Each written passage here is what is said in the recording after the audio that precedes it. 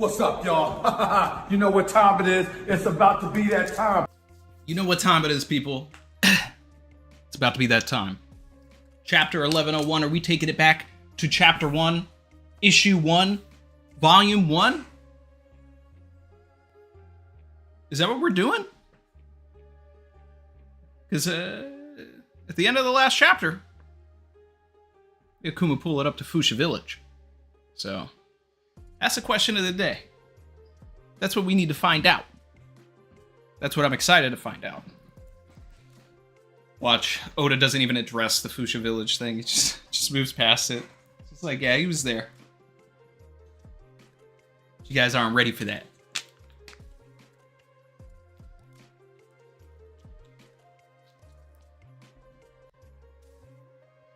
Now, I'm really interested to see exactly where this may tie into the early part of the story in the first place, right?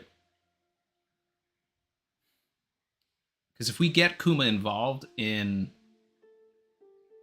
the Windmill Village stuff, then it could inform why he knows that Dragon is Luffy's father.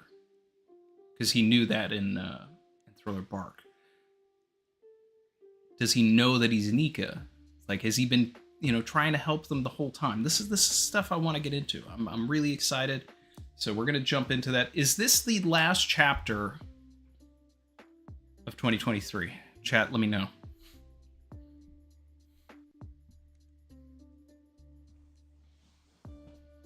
Because that's one thing I want to know going into this.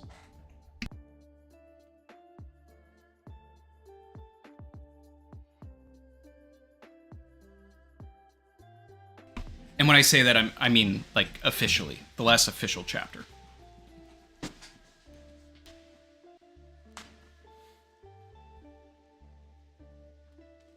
Maxo said, nice shirt. Yeah, well, I had to pull it out. I mean, if we're taking it back to chapter 1, and this, in theory, could be the spiritual 1000. Loyal. I think I mentioned that in the analysis, where, like, I feel like for Oda, the story starts at chapter 101 when they go over Reverse Mountain and start to enter the Grand Line. So this is 1,000 chapters from that.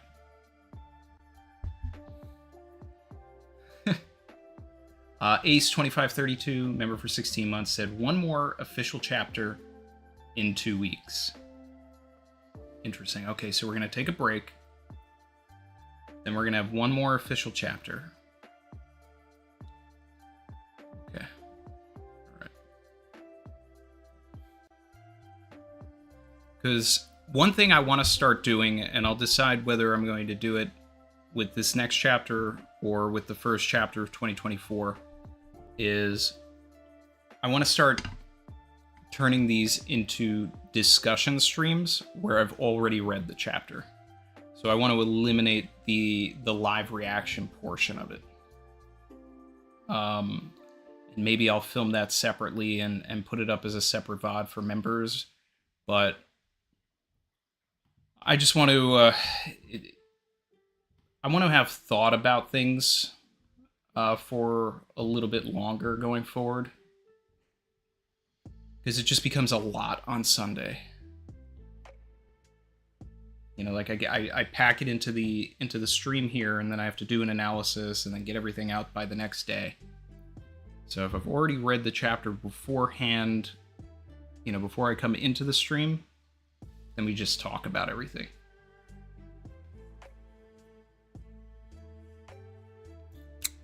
But we'll talk more about that later on. Let's get into the chapter.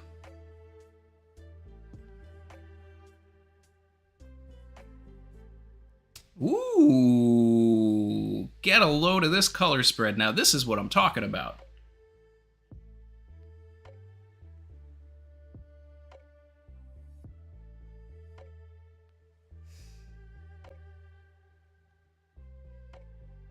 This is what I want to see. This is what I want to see, the colors of the Vegapunks.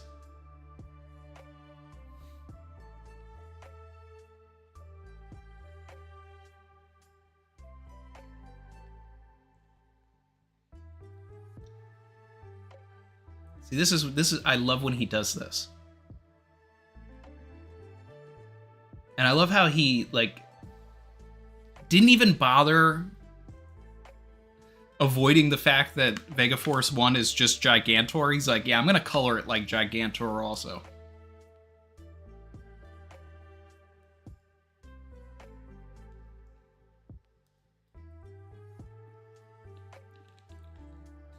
Jimmy said kind of months too late. Yeah, they're about to appear in the anime. We've already kind of seen their colors now. But yeah.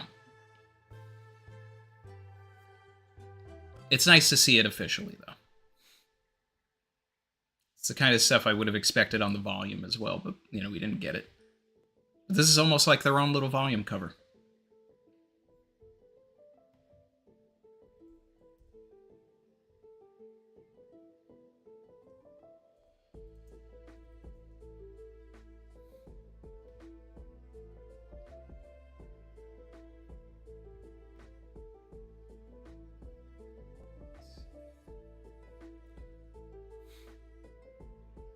And then I just looked it up because I know that, I remember hearing that we were on the front cover of Jump. So I'm seeing this picture of Luffy on a snowboard. It's pretty dope. And I like that One Piece logo he put on the snowboard, though. That's sick. Nami's outfit is cute. I like that.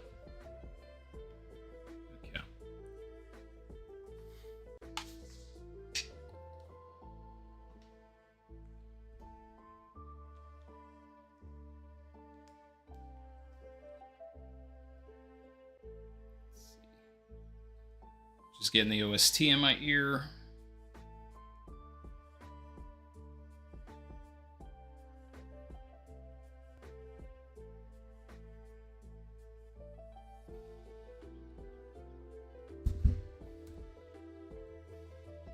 Okay, chapter 1101.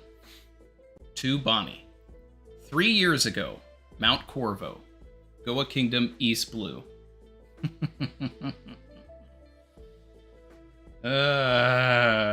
We're doing it. We're doing it. We're doing it.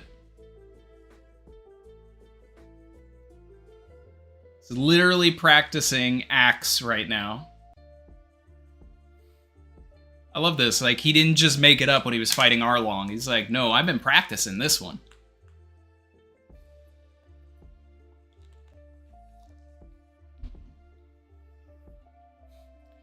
So this puts this, like, just a few months before he would set sail. So this is probably, like, 16-year-old Luffy. A few months before he is going to turn 17. Because we know that the pre-time skip was a few months. And then 3D2Y puts us to the current timeline. Look at that. Look at our boy.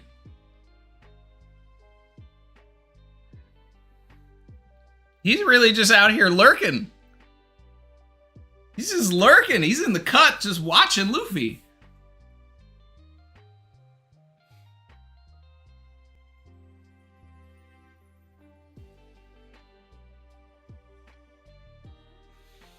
Oh, man. I love this. I love this.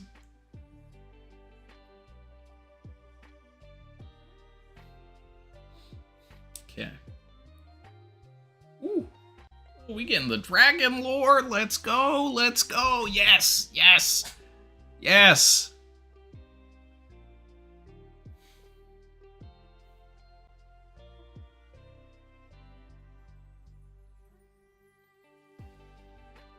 You seem extremely familiar with this particular nation, and I couldn't help but notice you traveling to a little village at the edge of the country and watching a particular young lad. Keep going if you want to see me killed. What? What do you mean?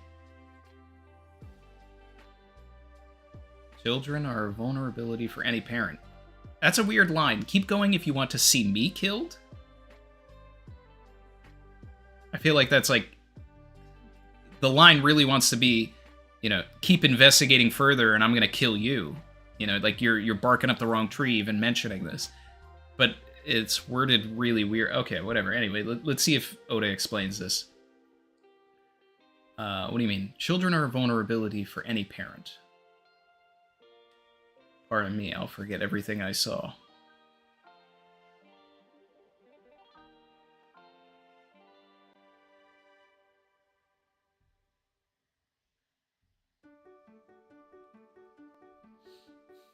I think there's a better way to translate that.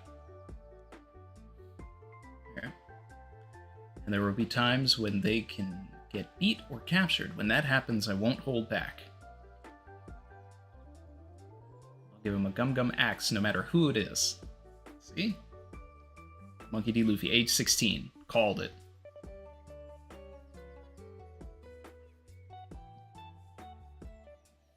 What? Don't worry, I don't eat weaklings.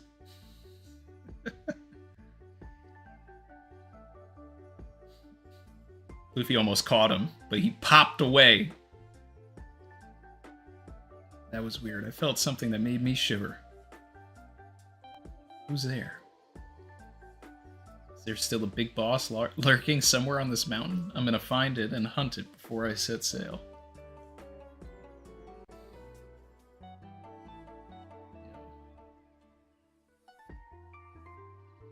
This is just wild. This is wild. I love this.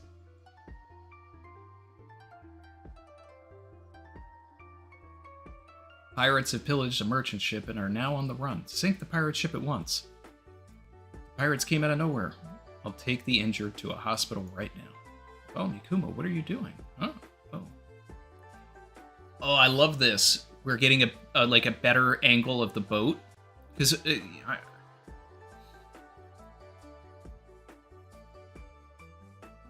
so he has two sails. He's got the Kuma that has the Bonnie drawing, but then he has like what we've always associated his symbol to be, which is what's usually on his chest. The circle with the basically a cross underneath it. I'll go ahead, you catch up. Oh, thank you. I thought it would be too late for us. Kuma, come in, Kuma. Give yourselves up. We're sorry. We'll return everything. Give back the treasure, men. Do you want to die? So he's just out here doing good things. All right. To Bonnie. The world is full of more beautiful and wondrous sights than any book or picture could describe. I wish I could see you react to them, Bonnie. Sorbet Kingdom. All right, is this where we get into her leaving? Is it here yet? Is it here yet? Is it here yet? Is it here yet? Probably busy with his work. Sometimes news coups make mistakes. Daddy said he would write me lots of letters. Yeah, letters take a long time. You're supposed to be patient. Oh, don't tell me the world government is preventing his letters. Like, oh, we know you can't see your daughter, but we're also going to make sure you can't talk to her.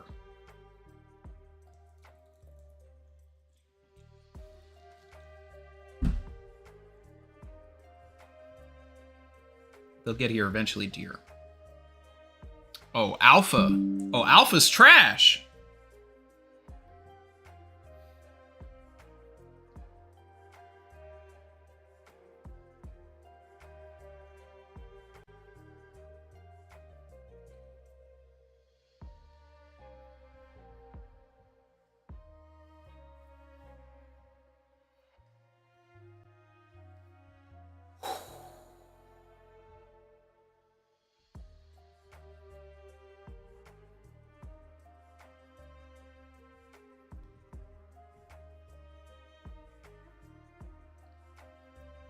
Put this in the church post box.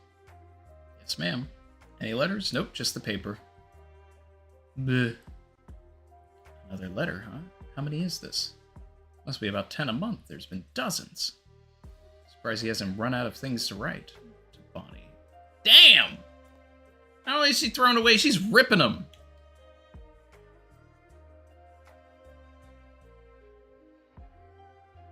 Lastly, Bonnie, as I've said so many times, I send you all the love in the world. I will write again.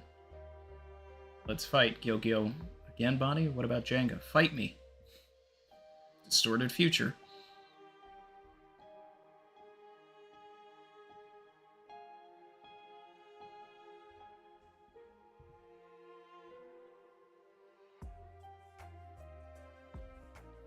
Alpha's basura. Throw her in the trash can. No. Right to jail, right away.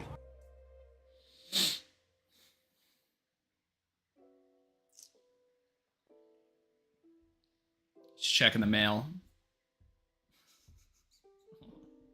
Let's see.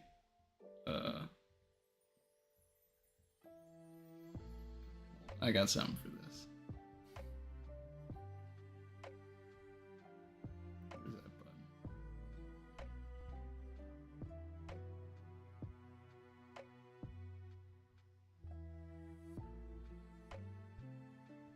Every time Alpha opens the mail.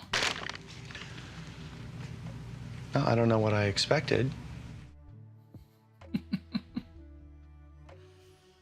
Alright. Okay, so we're back to Egghead.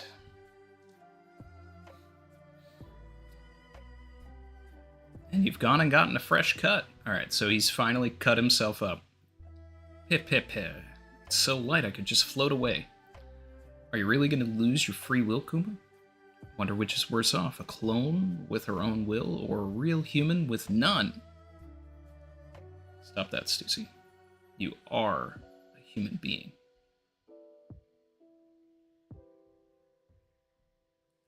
What does it mean to lose my free will, Vegapunk?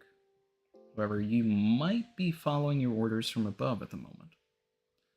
Would you continue to do their bidding if they told you to kill a child?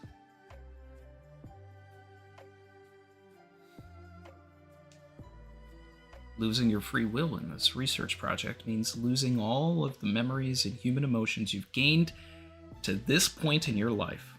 But I'll make certain that you can maintain a bare minimum of conscious thought right up to just before the end.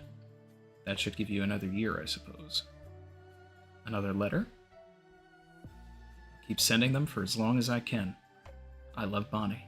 I have another year to write out an entire life's worth of emotions to her. Hee, that's so sweet. Bonnie will be 9 soon. I bet she's so big now.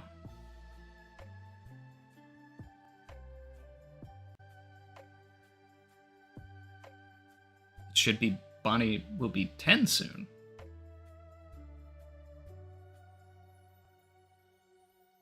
Timeline's off there. Because if Luffy is 16...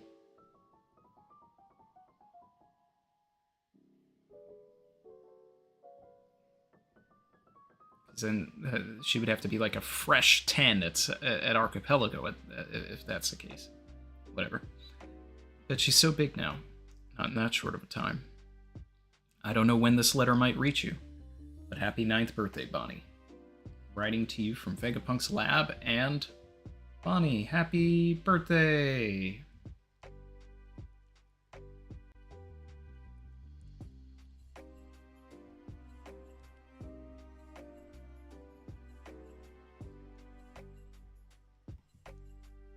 Happy birthday, Bonnie.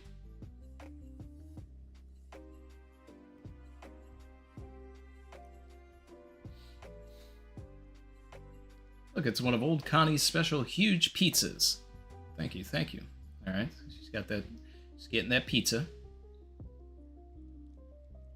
Clink. Nope, no letters. Don't you know I'm 9 now, Daddy? You said you'd write me letters.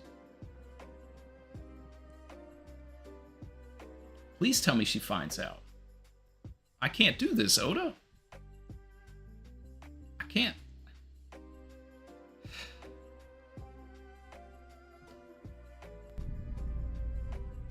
You can't keep getting away with it! You can't keep getting away with it! Half a year passed without a single letter reaching her. Revolutionary Army HQ, Baltico. Kuma saved you again? Yes, he helped the army out in a pinch, then he left without saying a word.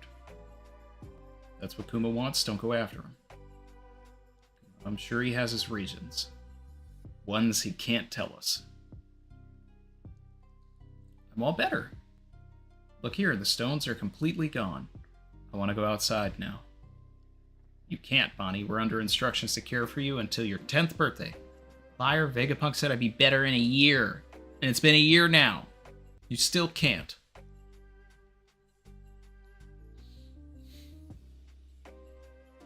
Alpha and her ilk. Secret agents of the government. They were drinking in town, and someone let slip that your disease is already fully cured. Really? I don't know what else they've got riding on this, but it makes no sense that they'd keep you locked inside for another half a year. You're all healthy now. Doesn't make sense that Kuma wouldn't write a single letter either, does it? Yeah. Already told the men about this. Go to the harbor, Bonnie. Go to sea and find your father. I can see him. I knew this. I knew Connie was going to be... like, she was going to help. So it's going to be a thing where she poses as Connie, and that's how she's able to leave. Gyogyo and his crew aren't ordinary fishers. They're legendary ruffian fishers who strike fear into pirates and beasts alike. They'll help you reach Kuma. I'm off to the palace. Take care, ma'am. I'm outside. There's dirt, grass, sky, sun.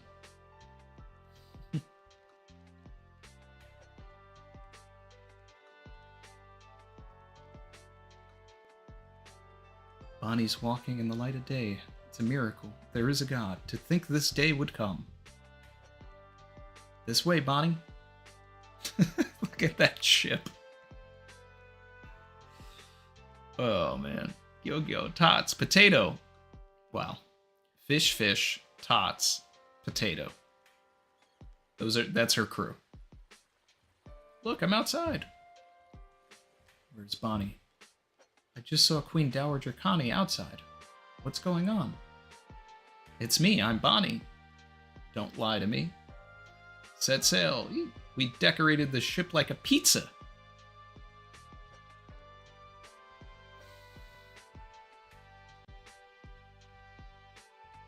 Stop right there. It's Alpha. God, is she gonna use Geppo and like head to the... Let's see.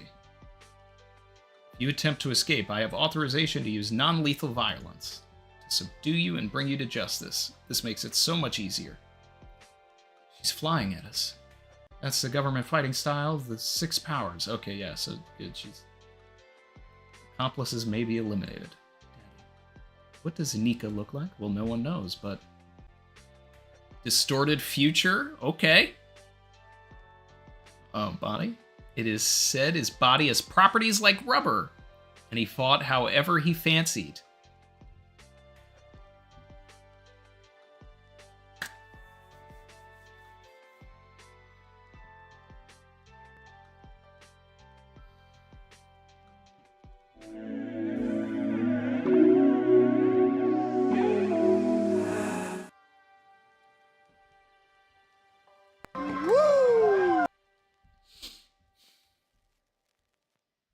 Nika-like future.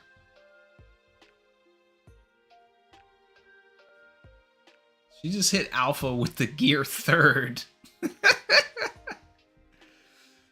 Yo. You gotta love it. The escape of Bonnie the hostage was relayed to the government at once, and eventually, the fishing boat in search of her father transformed into a pirate ship in the New World, much like Luffy's.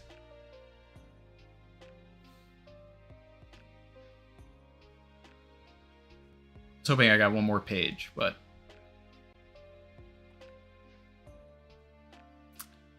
Whew, that's satisfying. That's like Luffy punching the Sea King right there.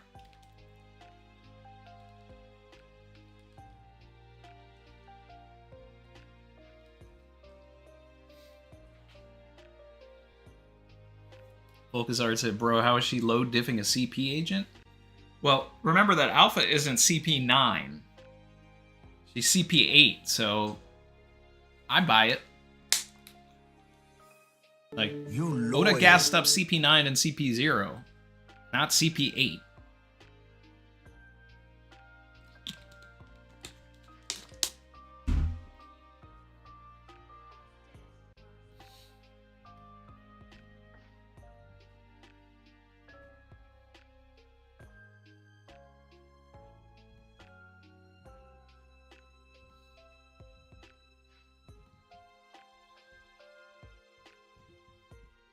Maxo, member for 31 months, said, shout out to Bon or Clay this chapter.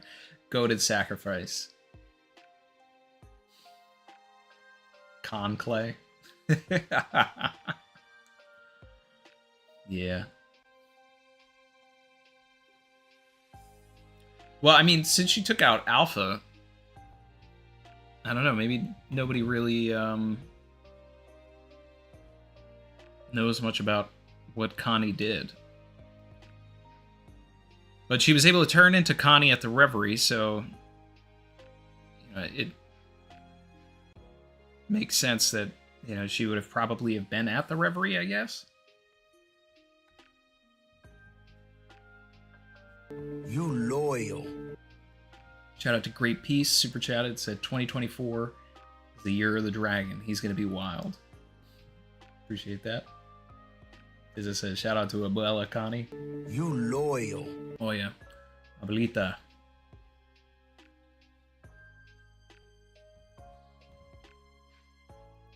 Shout out to Dawn Knight 1993, member for 11 months, said, there's no plot holes in One Piece, only things we haven't been told yet that will make us weep. Thank you, Oda. Man.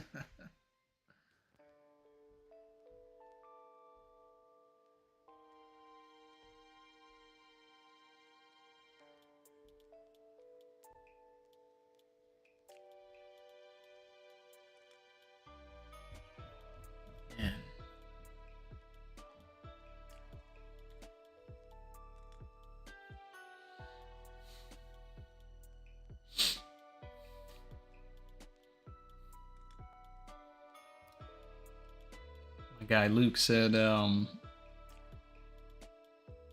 lot of probably noticed, but he just realized that Bonnie's hat, when we first meet her at the Archipelago, is the one she got from Connie. Yeah, I actually mentioned that when we first saw Connie in the flashback.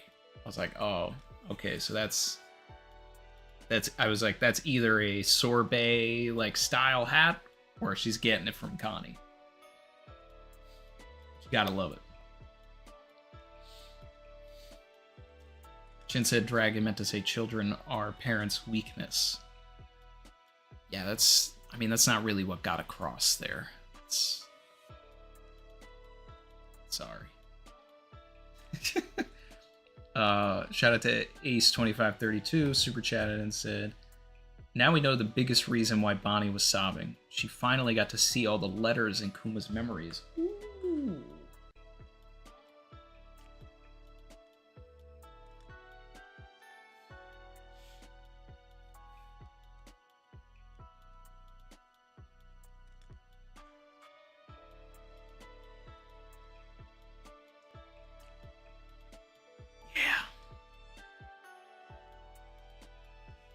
Yeah. That's definitely what happened.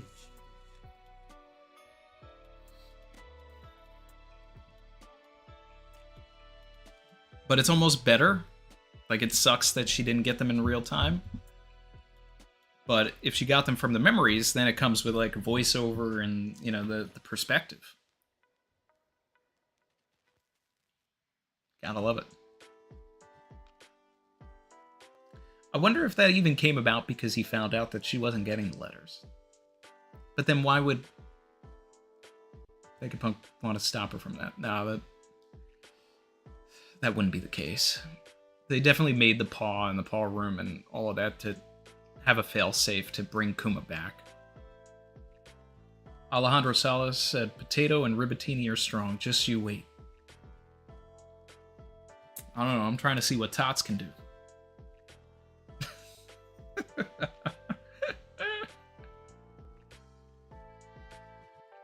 Shin said Alpha's observation hockey failed. I think it's more that she completely underestimated a 9-year-old girl.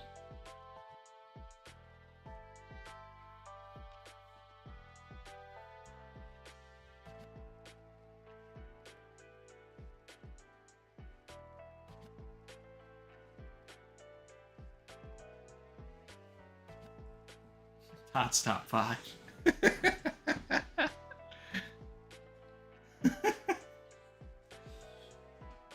Ugh.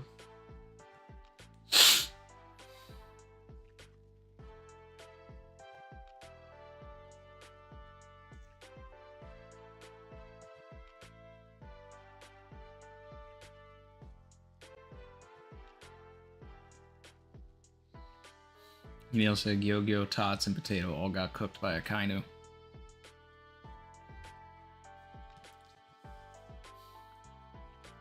I want to know what happened. I wonder if Oda will like give us a little bit of context for You loyal.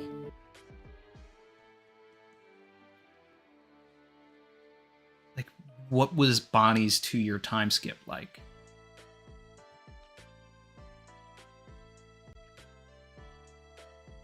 Did the government take her in? How did she get away again?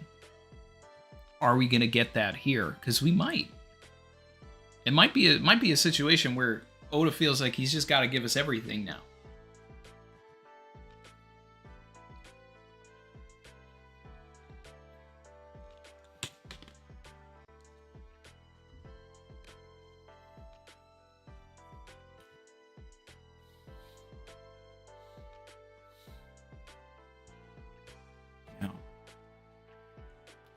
Because then maybe Akainu's perspective was, it sent a shiver down my spine when you escaped the world government, because it may have meant that Kuma would shirk all responsibilities. I feel like we're owed a conversation between higher-ups and Kuma about Bonnie's escape and her acts as a pirate.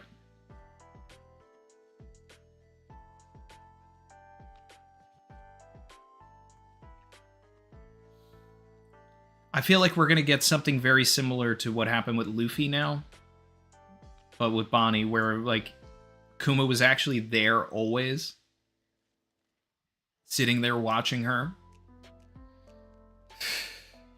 protecting her probably.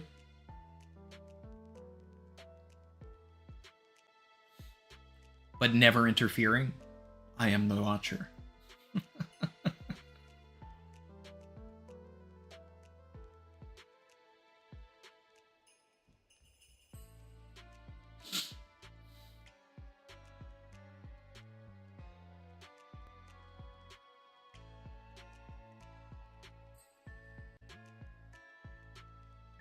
Kuma's the lurking legend. That's great, Ramon. Like that's what Oda was referring to the whole time. We're gonna get into learning about the lurking legend. Well, here he is. He's lurking and he is a legend. Drop those Kumas in the chat.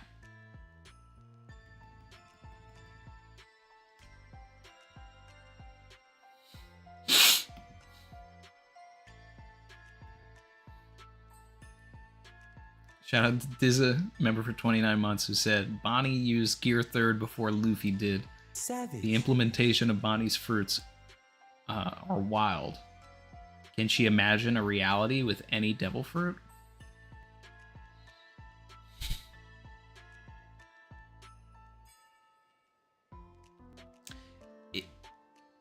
It's really interesting, like, what she can do with her fruit, right? Because if she's got the age fruit, well, what does that have to do with what she's doing with her body there? Because she is manipulating her body in a very interesting way. But this really just goes down to the bigger idea of everything that Vegapunk was talking about, where it's fruits are just are limited only by imagination. And I always go back to the Kaku fight, because it was almost like he had no idea what a giraffe actually could do. So he was making things up, like turning his neck into a slingshot, like catapulting his neck outward. And it's just a bunch of Zoro saying giraffes don't do that. And then you even see that come back in Wano, where it's like, pterodons didn't do that. Triceratops didn't do that. You know, not that we have the paleontology basis for any of that, but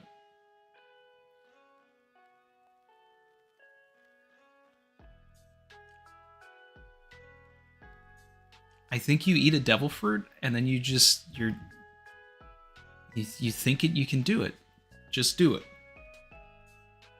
Just put a swoosh on every fruit.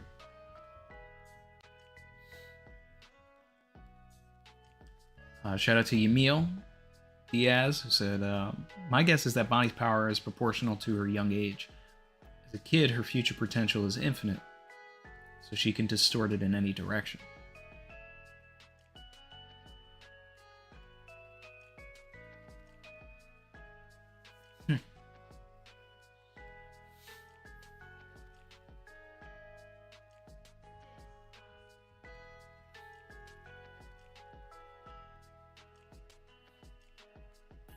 See, like, it would make a lot of sense if she was actually Buccaneer, right? Because then it would just be her tapping into how big her arm would be, you know, as an actual 20-year-old or something. But if it's something where it's like, you know, she's putting all of the age and all of the body mass that she would gain everywhere else in her body into her arm, then, you know, it's like, it's got to be like, if you really need this scientific explanation in this fantasy world, like that's probably it.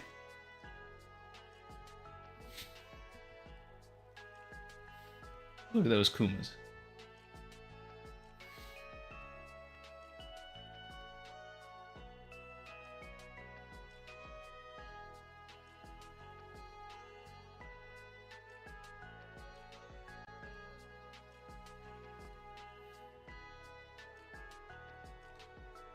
Savage.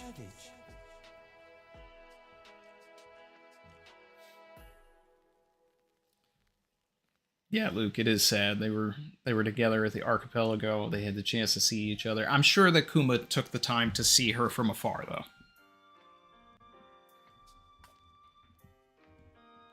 There's no way. there's no way.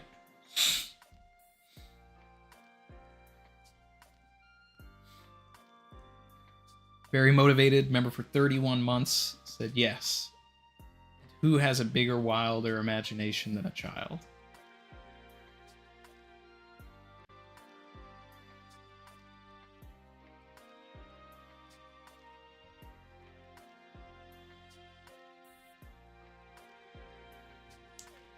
Username not found said Zoro just didn't know how giraffes used to hunt in ancient times. That's fair.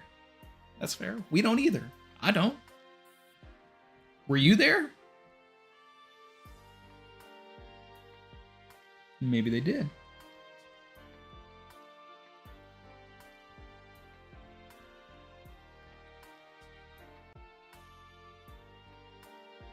The alley-oop. Shout out to my guy Maxo. Appreciate you, man. Who said, I don't think Bonnie can do anything. The only reason the Nika stuff checks out is because she's been hearing tales about him her whole life. Yeah, no, I mean, I'm not... She's not gonna, like, grow spikes out of her arms or anything like that. Like, if she just thought it and she could do it. But there's a...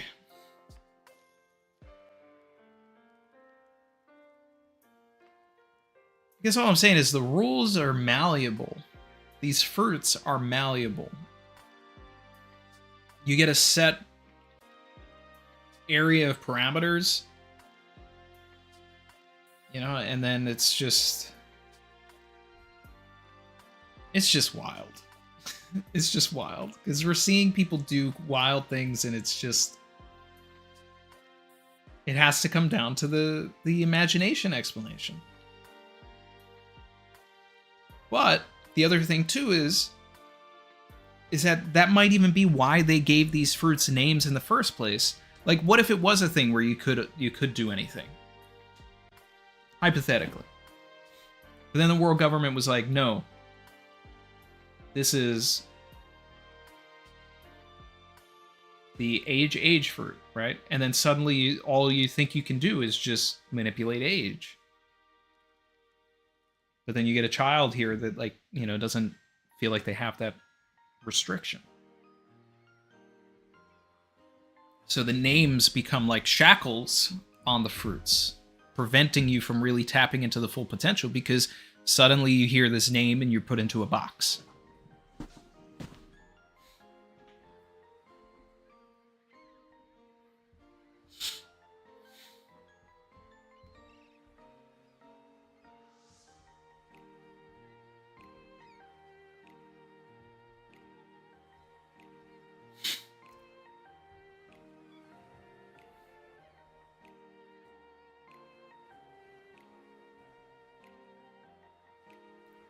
Shout out to Great Peace for the super chat, and Minority Hunter Zoro joke that I don't know if it really applies to this chapter though.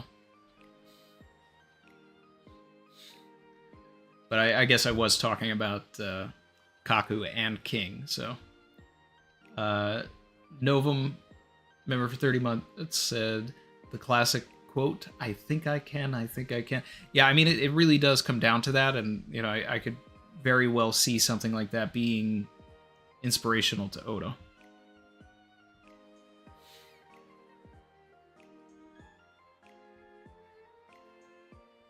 Maxo with another super chat, appreciate you, brother, said, one more because I like this idea. Devil fruits are less about powers as they are about avenues of imagination.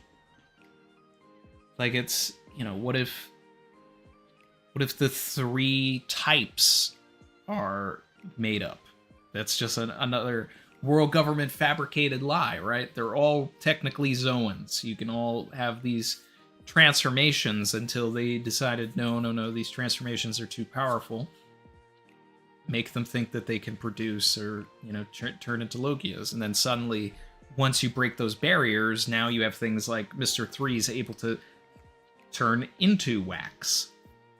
But he always thought he was a Paramecia, so he never was able to do that. Savage. You know, something like that. The only restrictions are the ones those place on themselves. Exactly, Maxo. Will that happen? I don't know.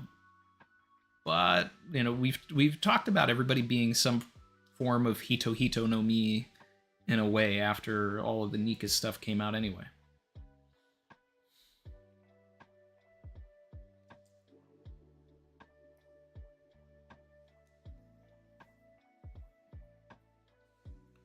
Leonardo Martin said, Gum Gum Dawn Axe to finish Saturn. That's actually, that's a pretty good idea, actually. Bringing it back around.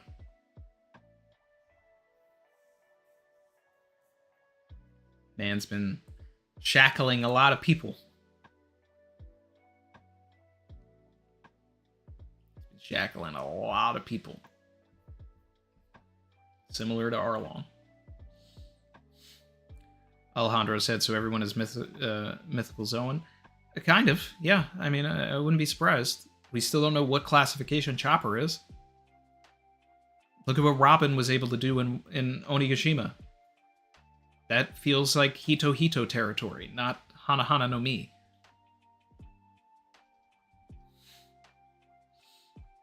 Savage.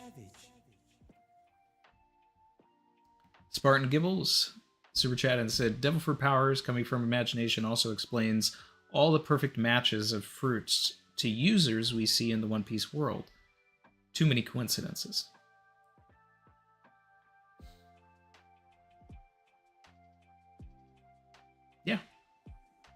I brought that up as well. It was like, whether or not Kaku knew much about giraffes, like, he had an affinity for them. People were trying to tell me he was, like, coping with his... No. He, like, legitimately likes giraffes. So he eats a fruit. They don't tell him what it is, and then he's able to turn into a giraffe. So it's like, before he took that bite, he probably was like, I hope this turns me into a giraffe. And then Khalifa eats the fruit and becomes a soap woman. And even her dialogue in, like, saying that everything is sexual harassment and all of that, like, now she's able to cleanse people. I don't know. It just fits. It just fits.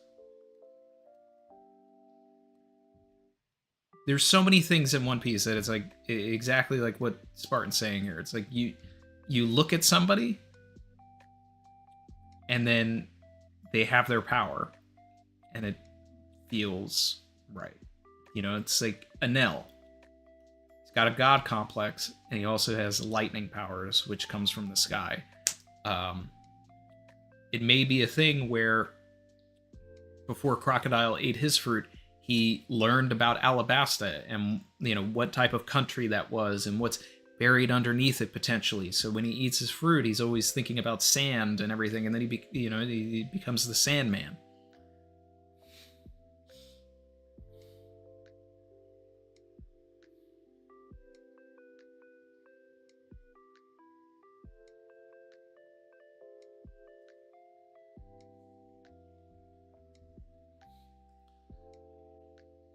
Let's think about, Kizaru's Oda flashback backstory is just a bunch of people telling him how slow he is and how much of a slow talker he is and everything. So he eats a fruit that makes him super fast, but he still talks really slow.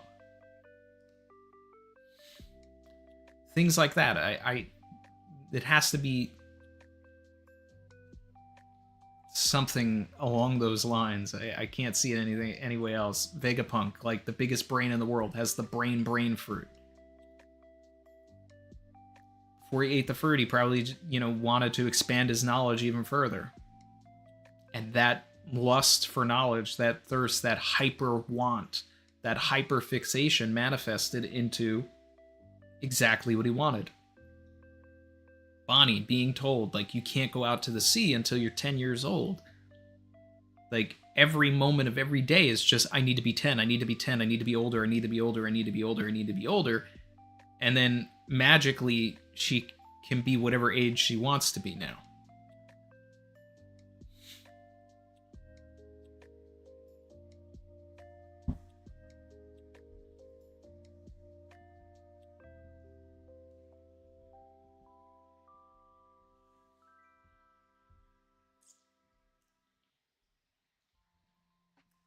Dizza said that they don't like sand.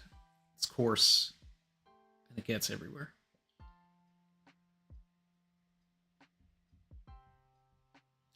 I'm pretty sure I have a button of that, but I don't know. I have too many buttons. I don't know if I actually loaded that one in, but I have that green screen.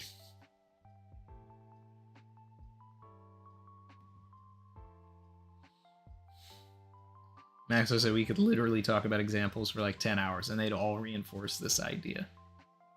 Yeah. Name a character and we can find some sort of a way to make it work.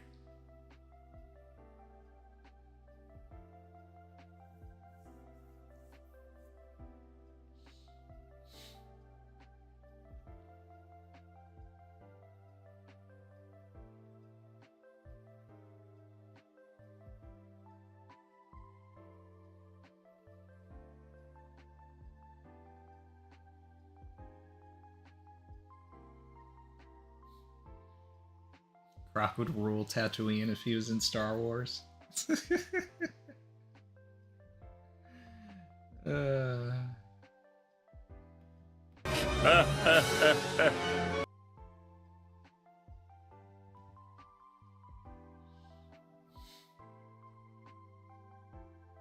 This is it. That's so niche.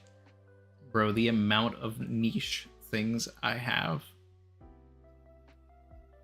Like, the buttons I've still never pressed. Just waiting. Just waiting.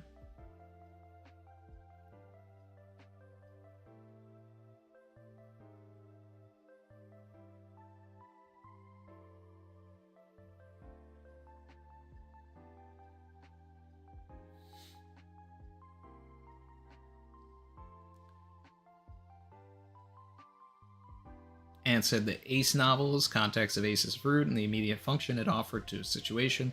Yeah, I actually talked about that the last time we talked about this idea. Which I guess might have been last week. Sometime within the last 2-3 weeks, I mentioned that.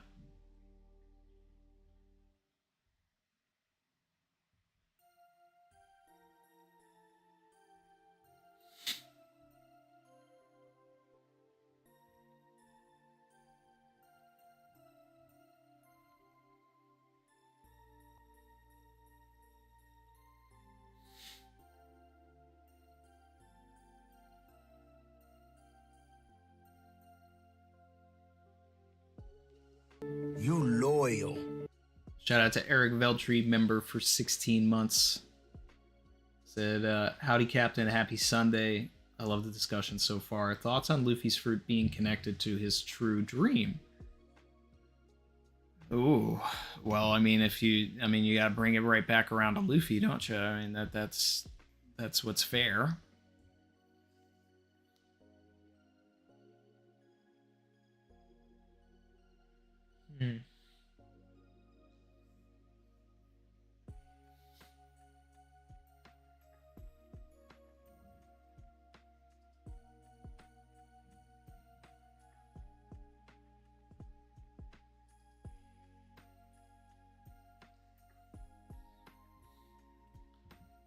I mean, make the whole world laugh.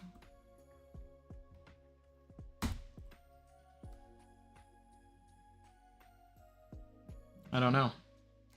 I mean, we still need more context on what Nika even is in the first place. And those are types of things that I'm sure Oda would actually hold on, because he wouldn't want us to get that so quickly. But I think it will. I wouldn't say that it wouldn't. Lucy B said, when Bonnie transforms, the sound effect reads as muck. Same thing Luffy says when transformed in Gear 5th and initiating and inflating his muscles.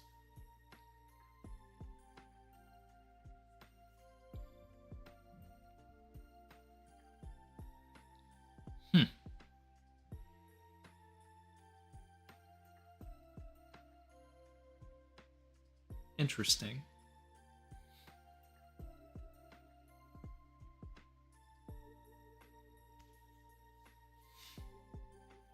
Oda's trying to draw similarities between the two. I do want to get that explored in the present.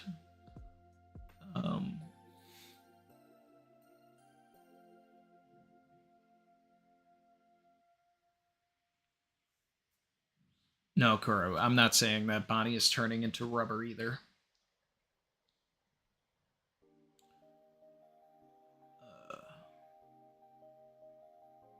Cool QB said, if that's true, it's just embarrassing that someone genuinely wanted a jacket fruit. Well, see, that one's actually really easy to, one of the easier ones to explain, is you have Bobby and Kelly Funk, and one of them was naturally just had a proclivity to strength, and the other one didn't, but wanted it more, wanted their brother's power so badly that it manifested into a fruit where he could just become his brother.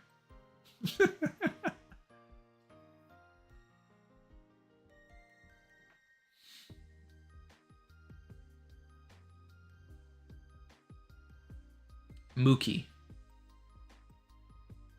Oh, okay, yep, sorry. When I looked at it, I saw the exclamation points, and I thought it was just the Pokemon. Alright, Mookie. So Is Mookie just like in a, you know, onomatopoeia, or does it have a translation? See, Ace, appreciate you.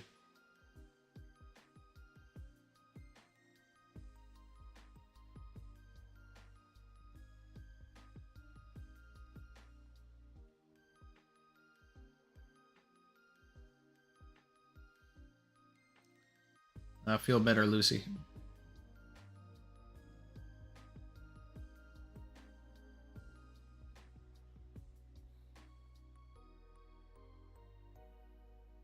Mookie is just muscle. Okay.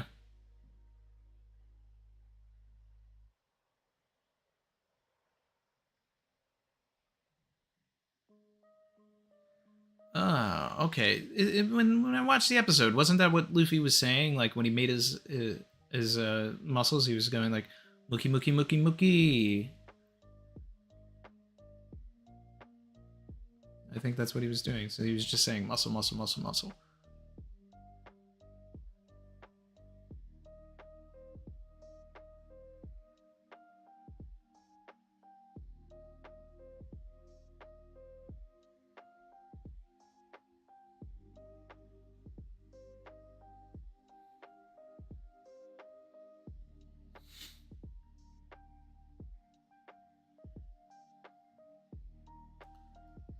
Spartan said yesterday on a stream between Jay and Murphy, the idea was brought up that Bonnie seeing Kuma's memories could break the deal Kuma made with Saturn about Bonnie not knowing, causing him to return. Well, I don't know if it would flip a switch for Kuma like that. I think it would just cause Saturn to speak to the fact that the terms were breached, which might initiate some other protocol of some kind. I don't know. I mean, I think it would just be like, all right, well, it's time to kill Bonnie, but Luffy's not going to stand for that, so he's going to protect her.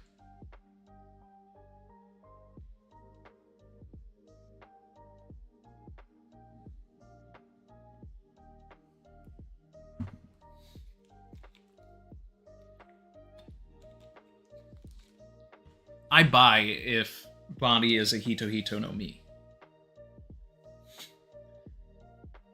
Because, like Chin is saying, she had 3 transformations this chapter.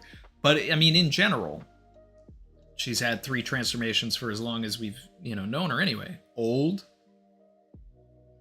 Jewelry Bonnie, and then young actual Bonnie. So, and then now we have Distorted Future. It's like she's her own Rumble Ball.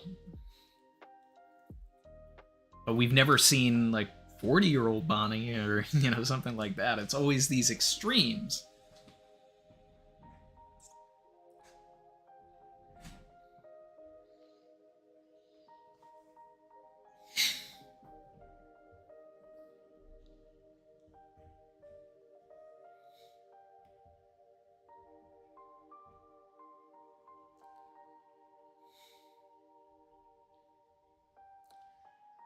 You know what's interesting too is that there was no talk of the mission that Kuma was sent on by the government at the beginning of at the end of the last chapter.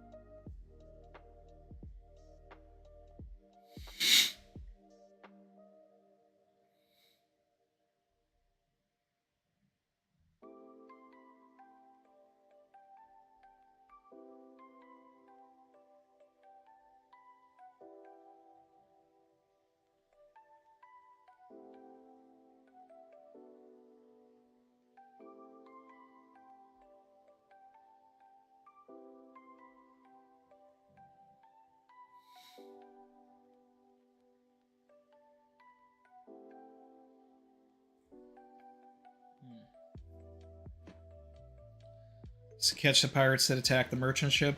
Okay, I guess I buy that.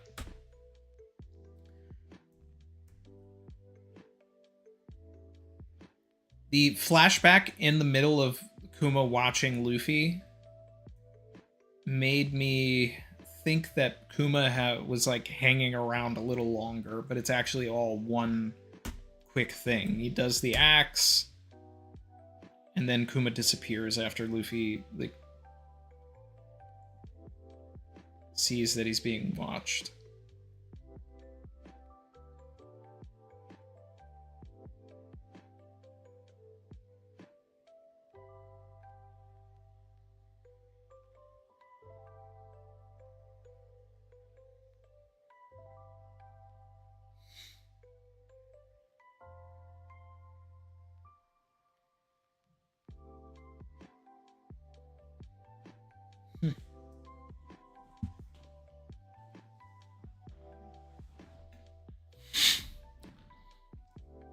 It is really cool to see the practice Axo. Like I love that. I love that. And especially if it ties into, I've forgotten who said it earlier. I'm sorry. But Gum Gum Dawn axe being like one of the finishing moves of this arc would be really cool if it was like, if Oda was trying to tee that up there.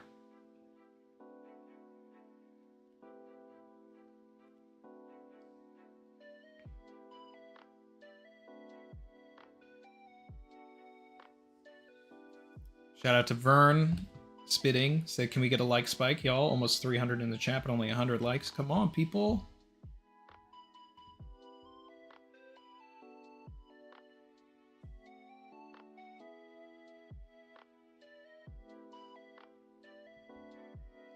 Let's get these likes up.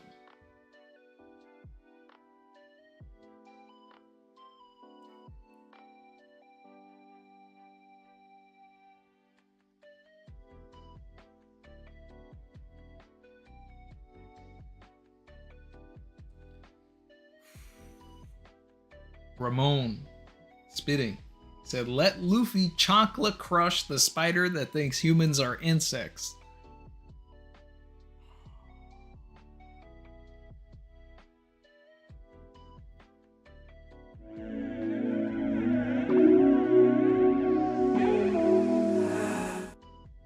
It's about to get spicy.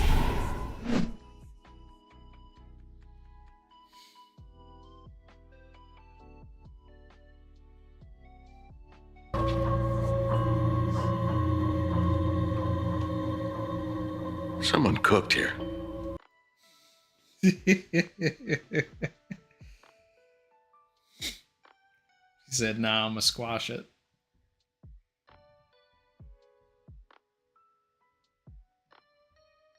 Yeah. I love that.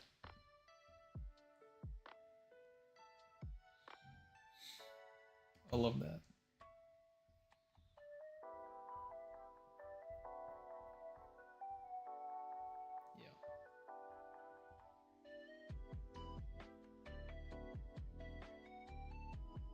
Can't remember who said it first,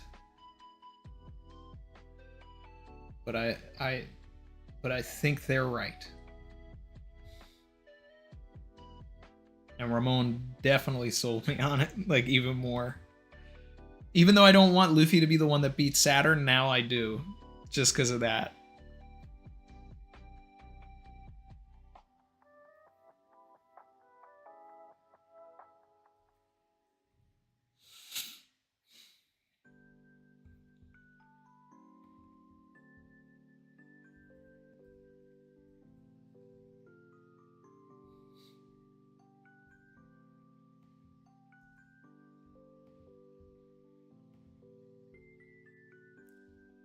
Let's see. I want to do a bit of a reread here.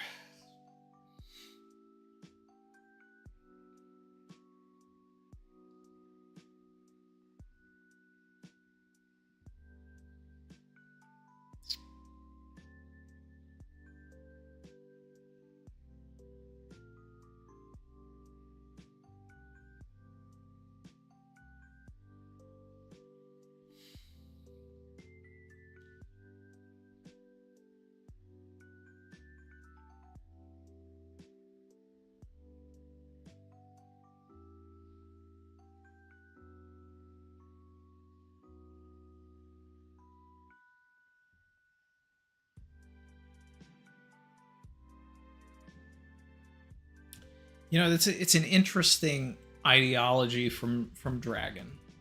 Like, even though the translation is like wonky,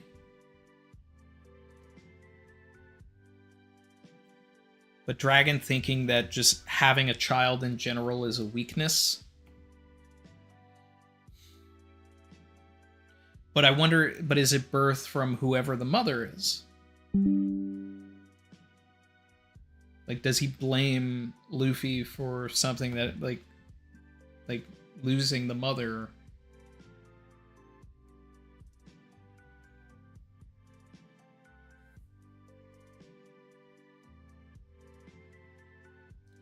Probably won't end up being that deep.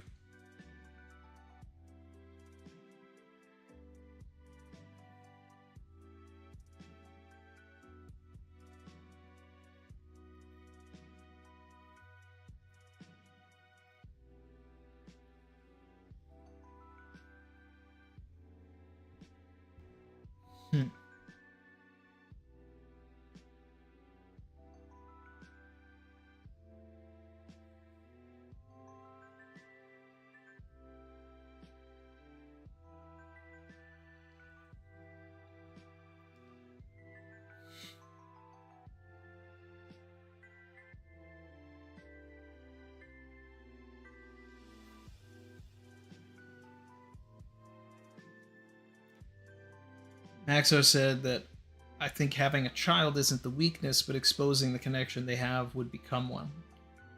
So it's Batman, Spider-Man rules applying. If people know my identity, they'll go after my loved ones.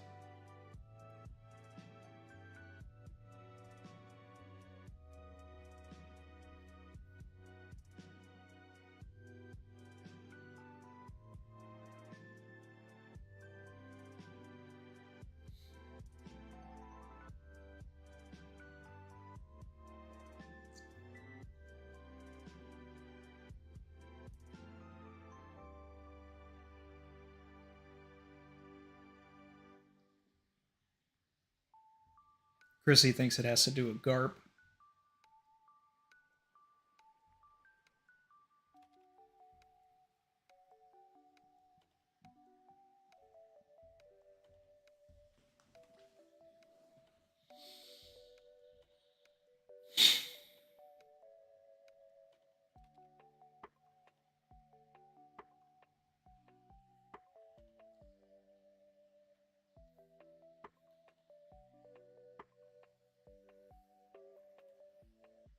That's interesting. Luke said, perhaps this is Dragon saying he wants so badly to see Luffy, but can't interact with him. Maybe Garp made this ultimatum and said he'd kill Dragon if he interfered with his next chosen Marine. I mean, I like that. The only thing is that, like, Garp wasn't angry when he said, oh, so I heard you met your dad at Logetown when they, you know, during post-Stenny's lobby. But I do like the idea of a lot of it coming from Garp.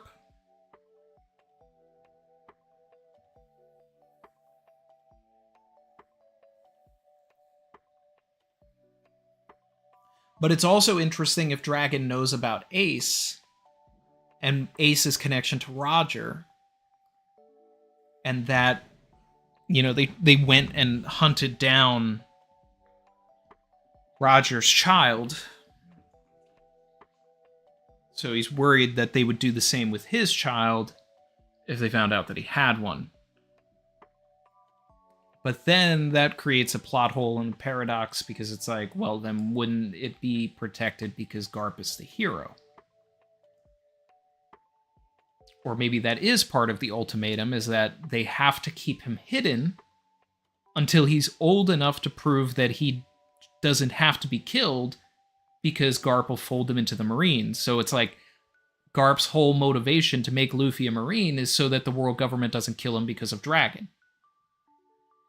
Now that we might be cooking. On top of the fact that Luffy ate this fruit that the world government has wanted for 800 years. And Garp probably knows that as well. But even prior to that,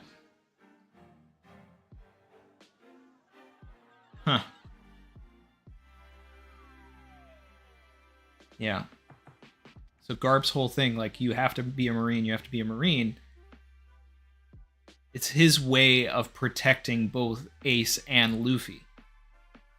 Like, if you choose to be Marines, I can protect you, and I know that the world government won't kill you. But if you go and want to be pirates or anything else, they're going to find out about you, and then just because of your blood, they're going to want to kill you.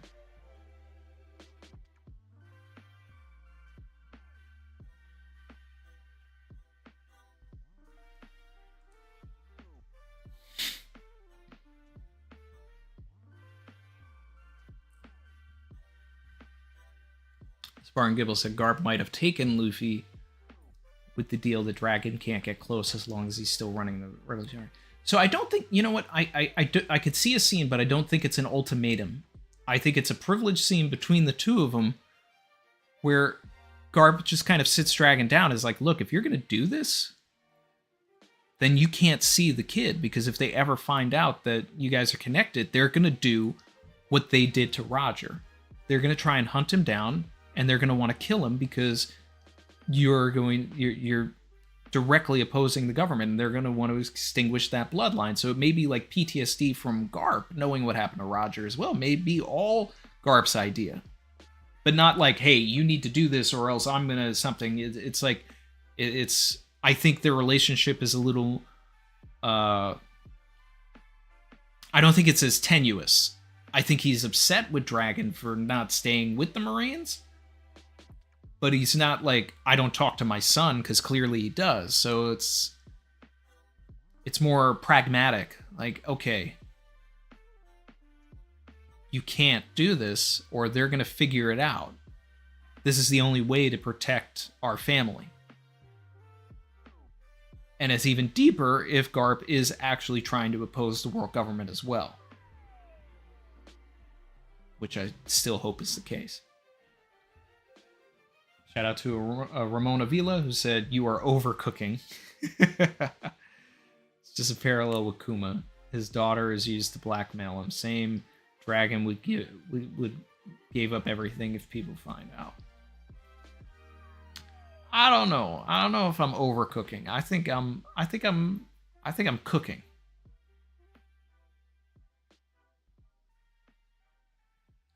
I mean, it's set up as a parallel, but it's like, it's making me think where all of this is going to go eventually. Or just where I'd like to see it go. Oda decided to give us this Luffy and Dragon stuff. You know, we might as well think about it. Savage. But I do like the parallels to Luffy and Bonnie. And I mean, like, especially it's...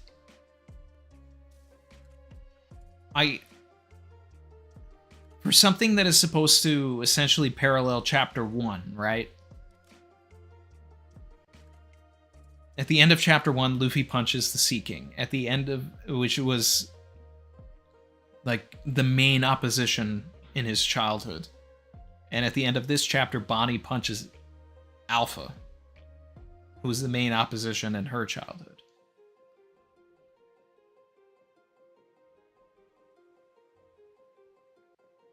Chapter 1 ends with Luffy setting sail.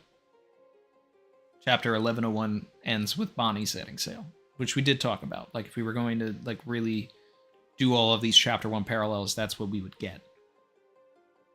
And we did.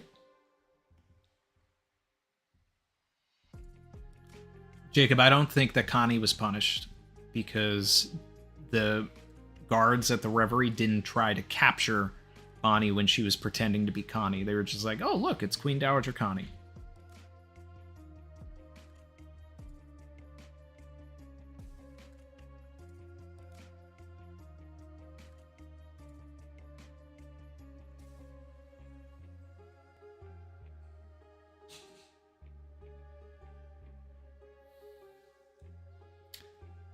Farrell said, can we get a cooking sound effect? Oh, we got the cooking sound effects. Cook.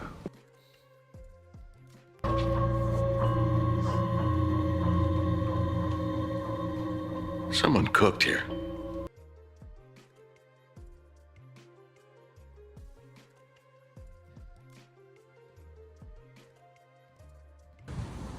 They ain't believe in us.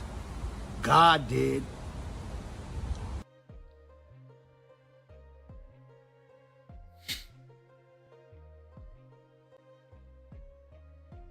Leonardo Martins, if Dragon doesn't come to Egghead, I'm going to be confused after his conversation with Kuma. Yeah, I really want Dragon at Egghead.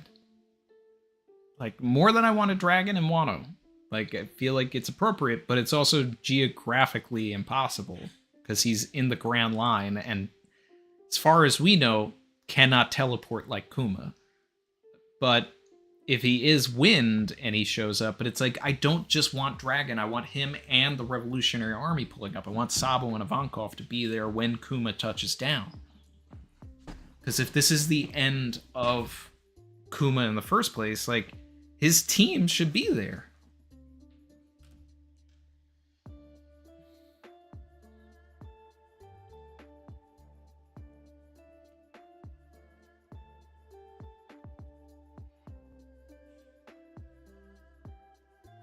Oda's so raw, you can't overcook him.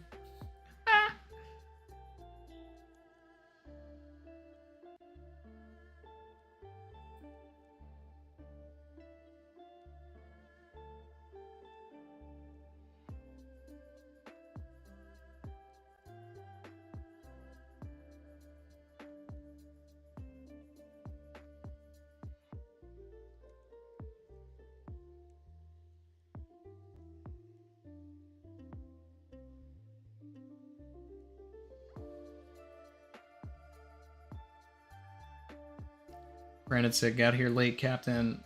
I think with her imitating Nika, Bonnie has to be the next Nakama. Can't get any clearer than that.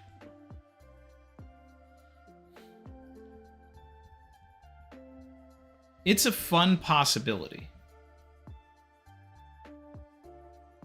I'm not against it. And more than that, like, I'd love to be able to say, wow, this Straw Hat, you know, first appeared in chapter 498 or whatever. Like, that's cool.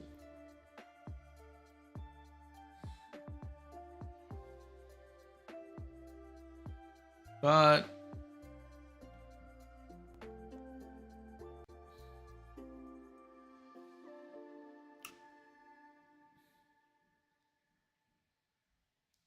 I don't know.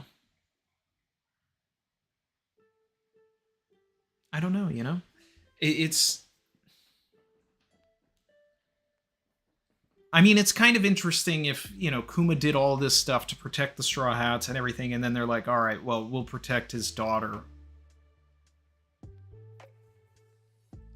But I could also see them, you know, just like keeping her on there, and then she's like interim, but then when they finally meet the Revolutionary Army, Dragon is like, no, let us protect her. There's just something about Bonnie that doesn't work for me entirely for Straw Hat just yet. I think that there's a lot of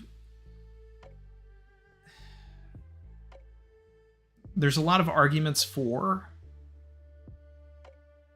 but I think we're missing a few key things. Like, I think it would have been more interesting and I'd be more on board if Bonnie and Luffy had some sort of an interaction in the archipelago. But instead it was Bonnie and Zoro that had the interaction, which, then again, is a strong indication for crew members anyways. Some sort of an interaction between Zoro and the other one, but not recently, though.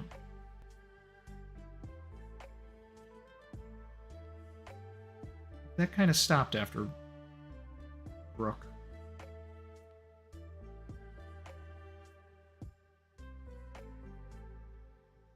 It's so hard, guys. It's so hard. It's so hard. And I also just want Vivi back, so I don't know. Hey, Lou.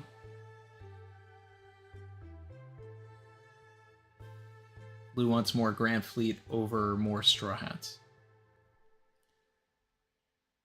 Luke said, I think Oda's done adding crew members. Luffy stated in Chapter 1 he wanted 10 crew members, and including Vivi, they now stand at 10. Base for including Vivi.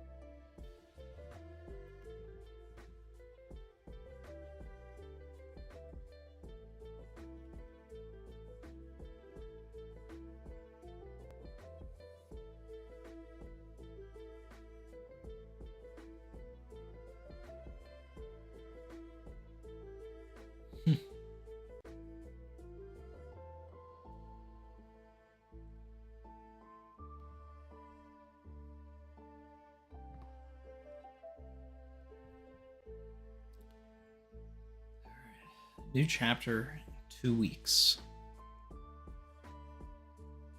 That's good.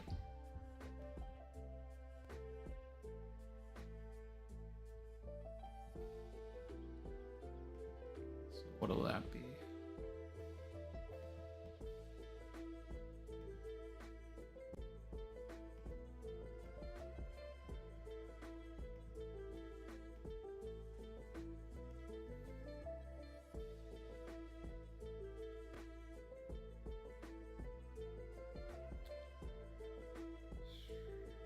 Christmas Eve? They're gonna release it on Christmas Eve?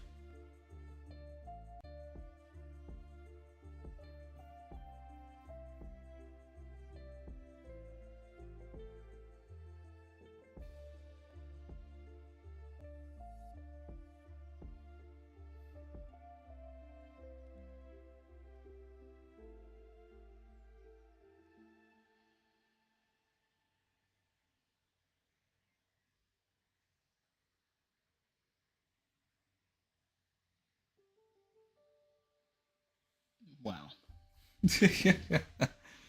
Alright, well, I guess we're doing a Christmas Eve stream.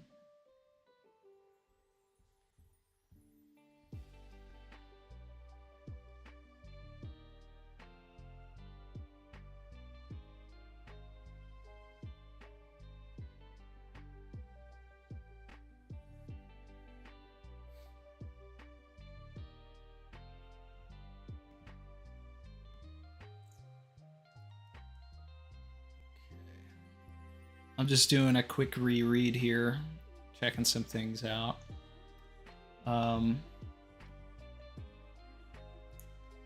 So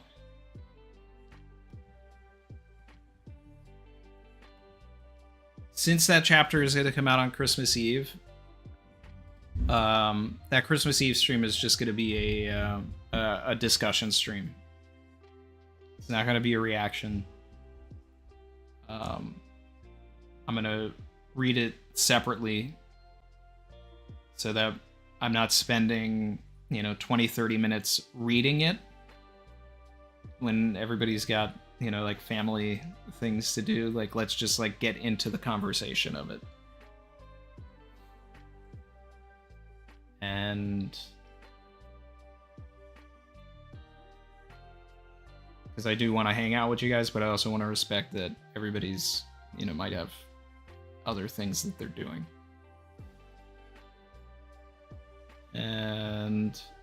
But that also might be the standard going forward. Doing the reactions live, it's fun. But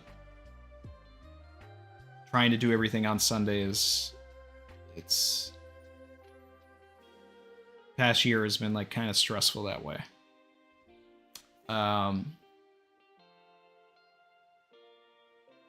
Yeah. So I'll still film the reactions and I'll put them up as quick little videos, but the streams are going to be more I guess what Morge does. Where it's like, hey, I've already read it, let's talk about it.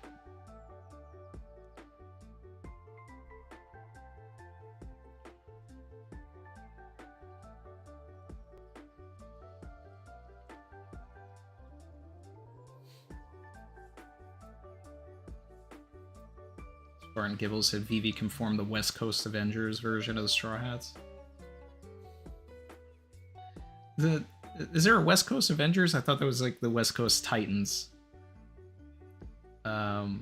With Carrot, Yamato, Momo, Bani, Rebecca, Shirahoshi. That was kind of lit, but nah, Vivi's a main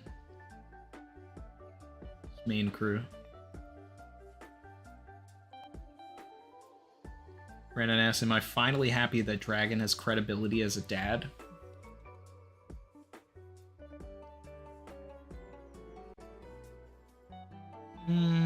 I mean, his credibility as a dad is saving Luffy from Smoker. He's always had credibility as a dad from that. But I want more. Like, I want more. I'm greedy. I want more.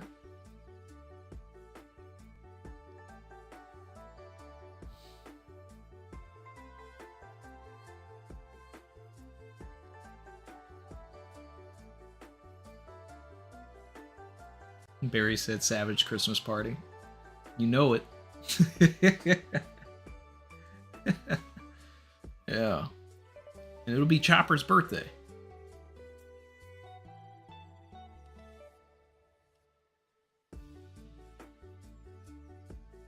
Chrissy said, I hope there's a cute Chopper cover story.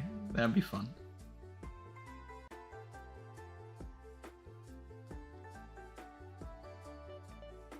Alm said maybe a new crew member during the Elbaf arc. I mean, we already have Hajradin and the new giant pirates as like Grand Fleet members, so the only thing I could see is us getting a giant, but we already have that, so I think it's covered.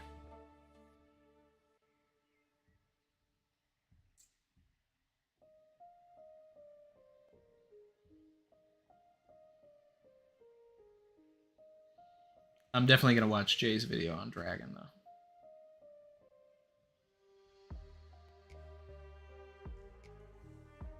On a scale of red-haired pirates to Kuma, where does Dragon fall? Very, it's too early to tell.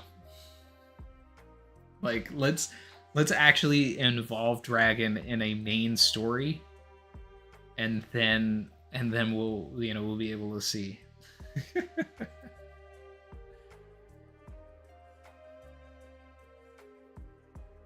Dragon's glancing at the scale from a distance. Exactly, Maxo.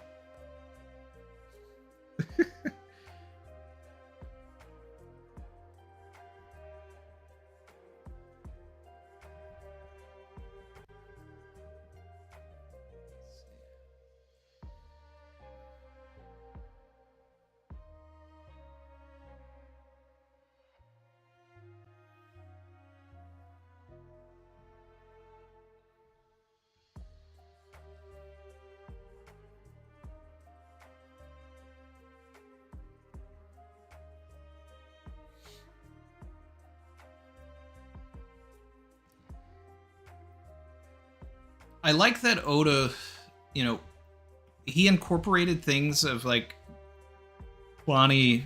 I mean, it's his way of showing Bonnie kind of training with Gyogyo.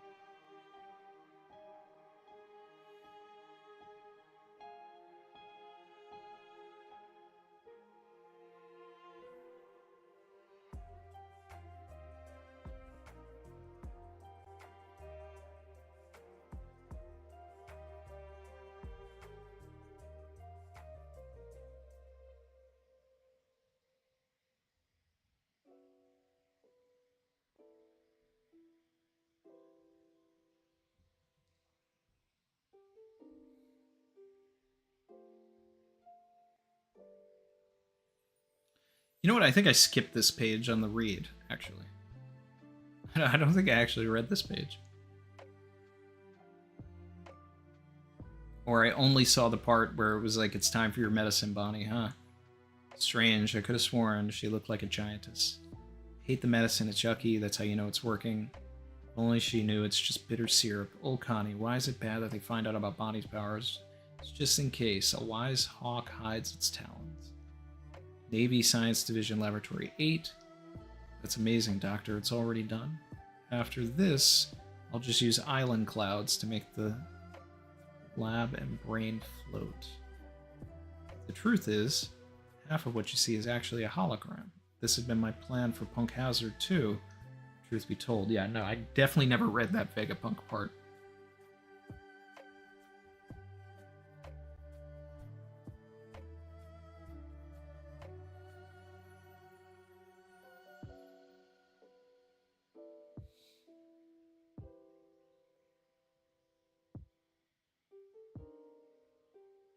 How did we skip this? I don't know. I think I got too upset with Alpha ripping up the note that I just went to the next page.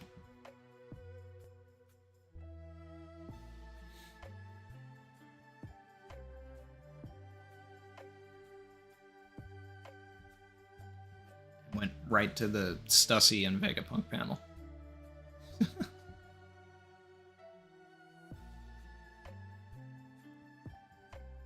How dare you, Chin? You just said it's just letters. It's more than that. It's so much more.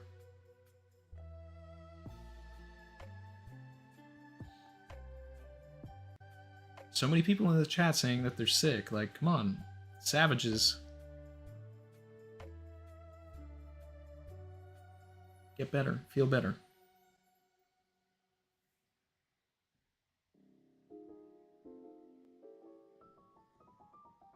Send him my best, really.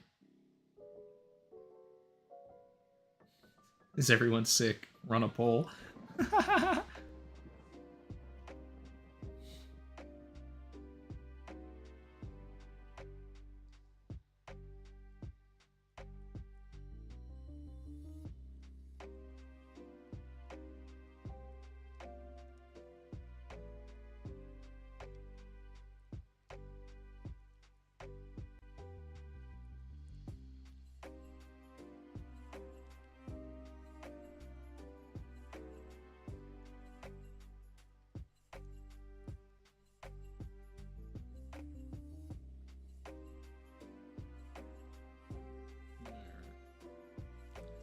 After this chapter, I no longer think that Stussy could be a triple agent. I think she's just good. She just, you know,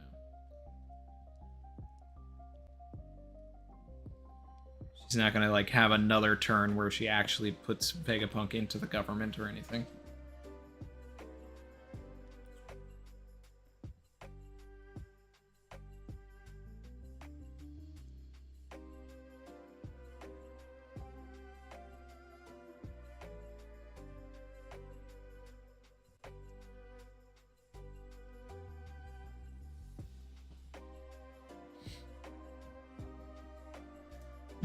So then after the birthday, another half a year passes without a single letter reaching the church.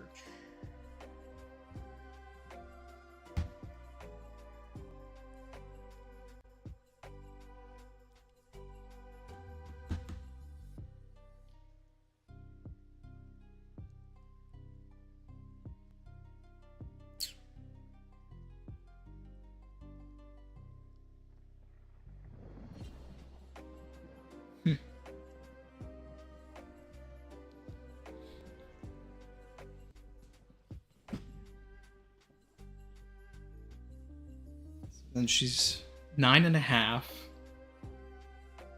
And then Luffy is probably like just getting ready to start his journey for real now.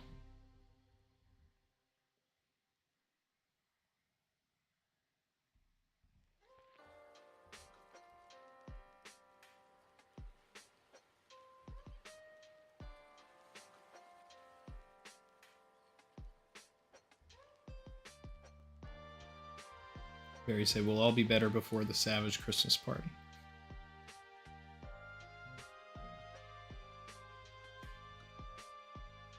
Brandon King super chatted and said, cover story predictions, Yamato, page 1 and Ulti, Apu. Are we due for one? Is it a situation where we've heard that we're getting one?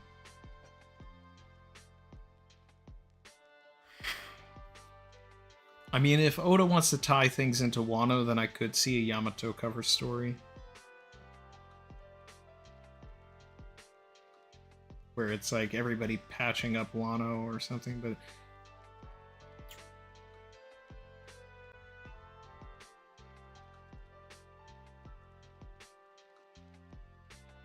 I think I'd be bummed out if we got an Apu cover story.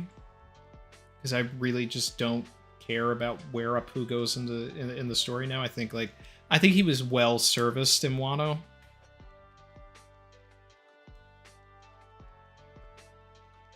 I think him having always been like a traitor for Kaido and all of that, like that worked for him.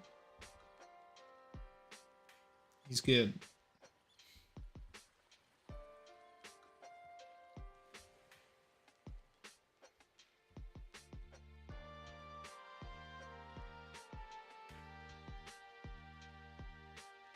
Ooh, the coquito.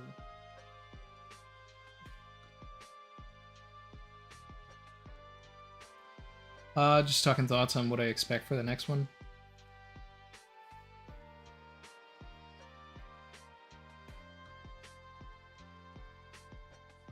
Yeah, it's tough.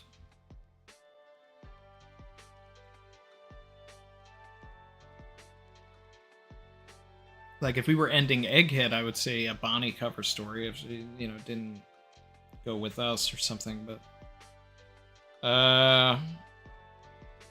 Carrot cover story would actually... I think that would be the best one. Carrot cover story. Seeing her, like, settle into her new role on Zoe. And then setting up for, like, the eventual Mink return. That's my top.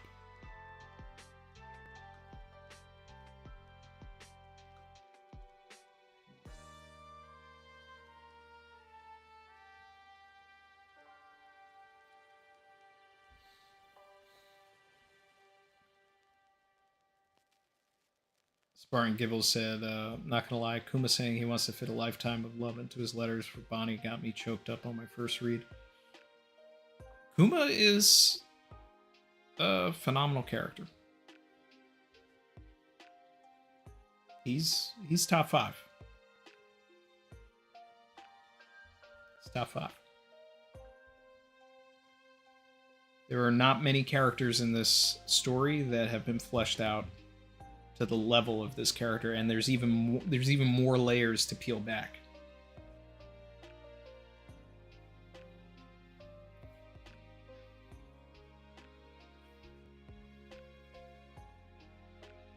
Jen said, too bad Randy didn't react to this week's episode as Yamato says no to Luffy.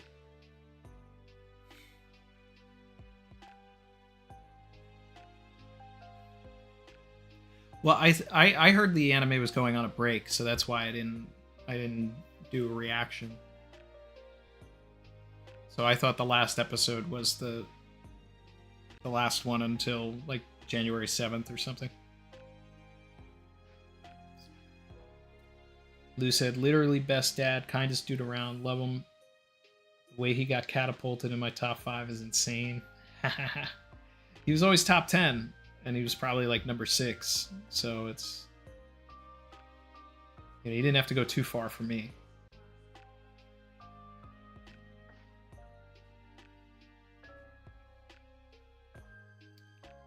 Kid Moto said, Randy, will you ever cover Yu-Gi-Oh content? It's a booming scene. Did Yu-Gi-Oh come back or something? I mean, that's something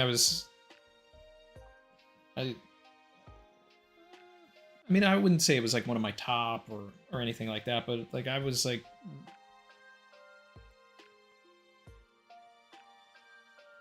I watched it and had some of the cards almost 20 years ago now. If not 20 years ago. Oh, man. Just thinking... I just keep getting older.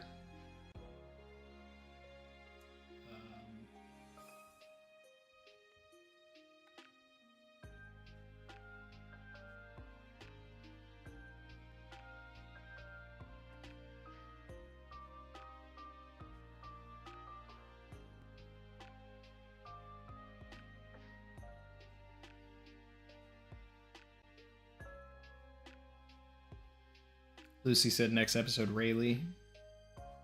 Yeah. So then they're definitely stretching that stuff out because the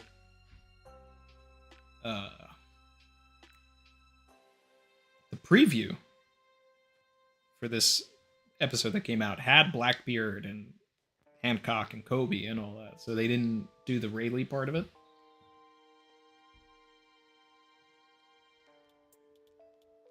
The Seraphim intro.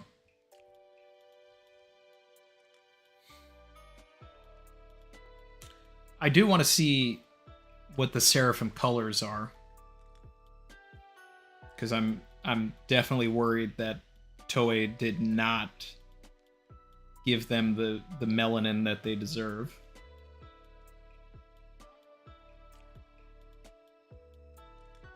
Did they add anything to it? I mean, I do want to watch it, but like, did they add any? Because you're saying like Boa versus Blackbeard. Like, did they exchange some blows that didn't happen in the episode? I mean, in the chapter.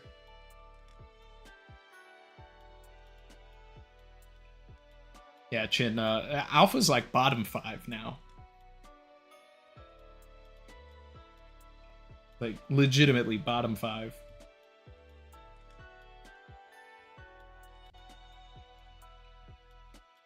Like, they could make an Alpha figure, and I'm not going to buy it. Because all I would want to do is just throw it.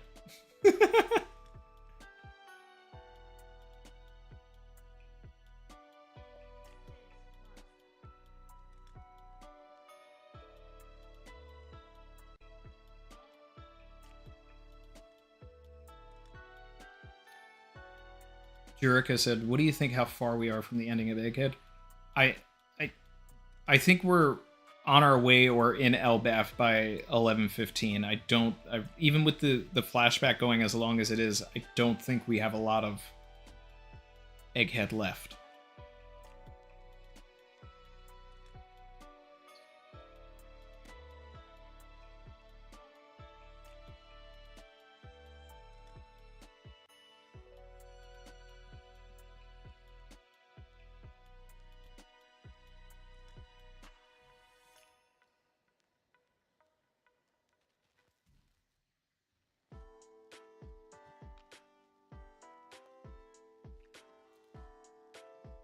Warren said, I'm afraid they're going to be stretching out all of the Egghead chapters because there's so much happening. Probably. And they also have to, they have to be really worried about catching up to Oda because of how many month-long breaks he took.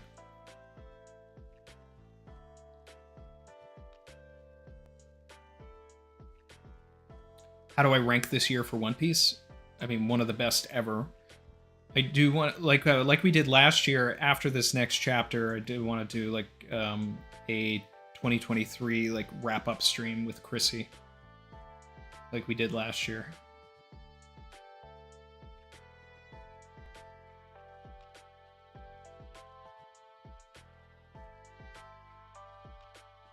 Carrot's back eating grass at Zoe.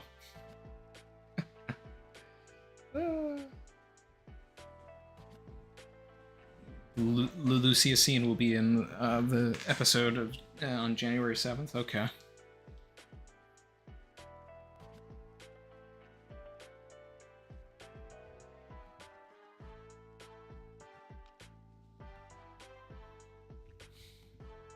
Let's see. I'm almost done with my reread.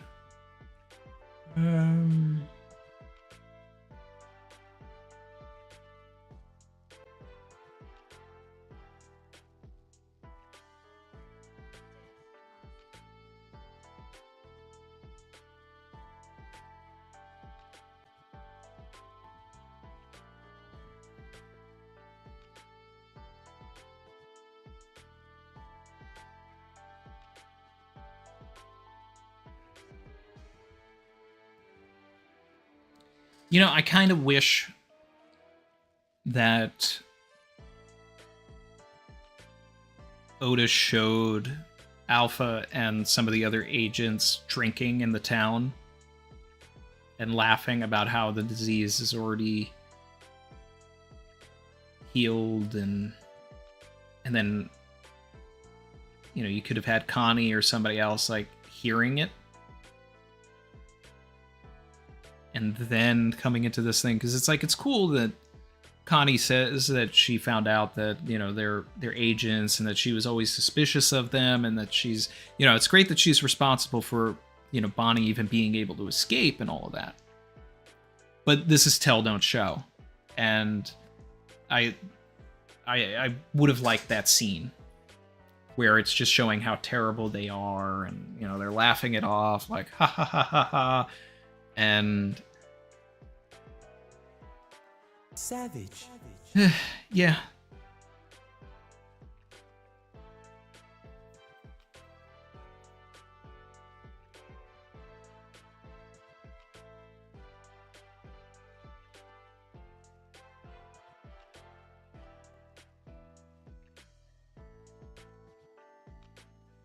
Shout out to Connie being the MVP, though.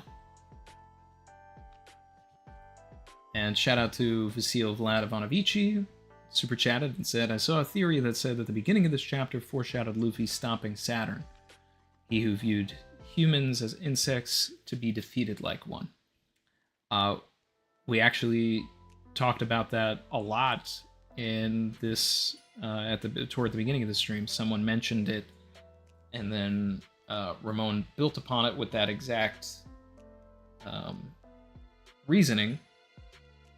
And saying, oh, you're cooking. I mean, it's something that we haven't seen since Arlong. Saturn has been shackling people. The themes that were in Arlong Park echo and ring true even now. So it's fitting. Gum Gum Dawn Axe.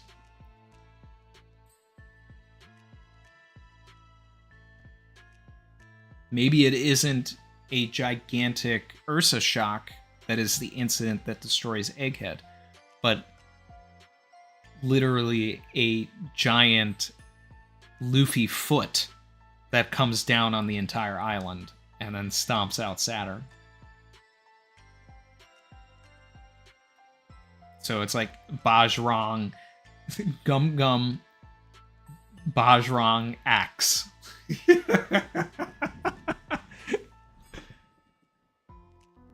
Dawn Bajrang Axe, something like that, That'd be wild.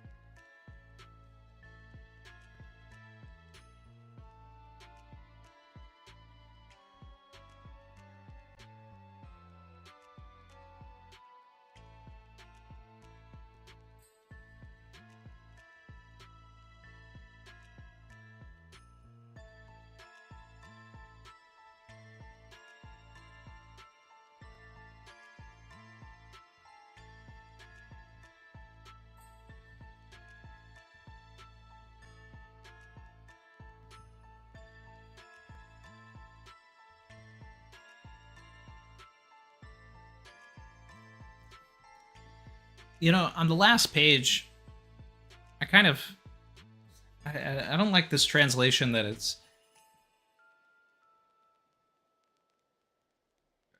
the fishing boat transformed into a pirate ship in the New World. Yeah, Bonnie made it to the New World, but I mean, are we jumping to that? And then, I mean, she also lost her crew, so I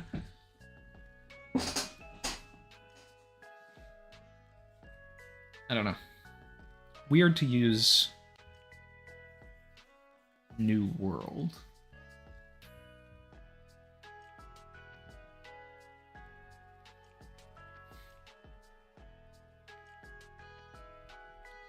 Vern said I'm out for today. Great stream. Epic Theories. Can't wait for the breakdown. I'll see you all next week for Theory. Appreciate it, Vern. Take care of the co.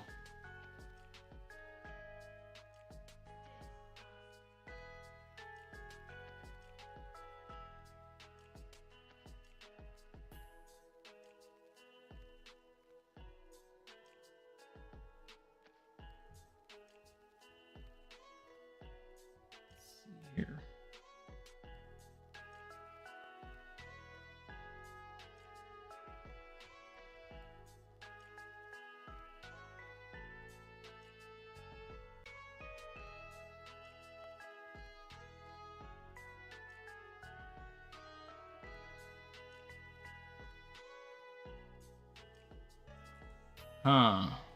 Sparring Gibble said, could have an interesting Zoe cover story.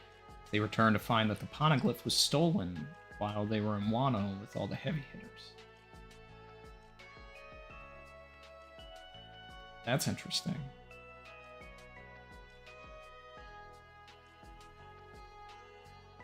I mean, at that point, I would want it stolen by Shanks, though. The Shanks would know about that poneglyph. Would that poneglyph have been amongst the rubbings that he got from Kid? Would Luffy have given that to him? Well, I mean, Law had a rubbing of the Zoe poneglyph. Would he have given it to Kid? It's like, I want a breakdown of what rubbings they actually had. And, you know, which ones do Shanks and Blackbeard have now?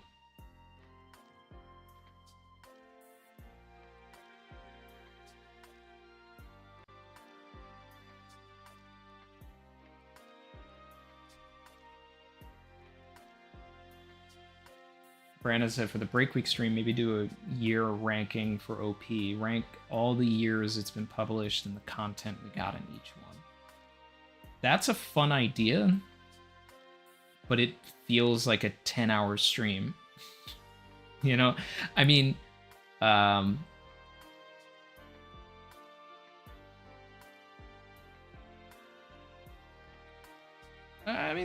there's a possibility to, you know, get a lot of content out of that. I mean, I think it would have to be broken up between maybe like pre-time skip and post-time skip.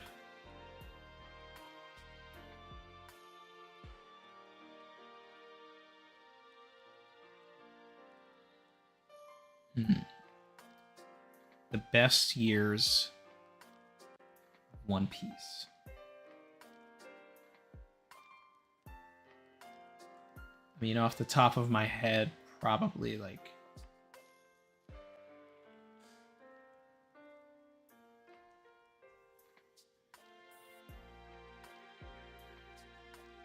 like 2004, 2005, 2009, 2010.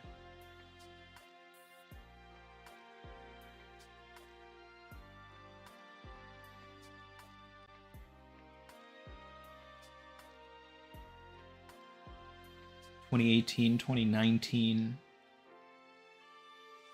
22, 23,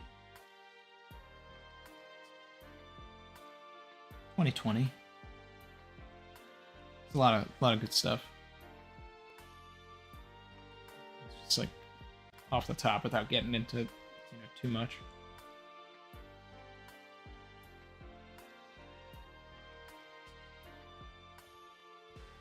And that's just from my experience, not like while I've been weekly.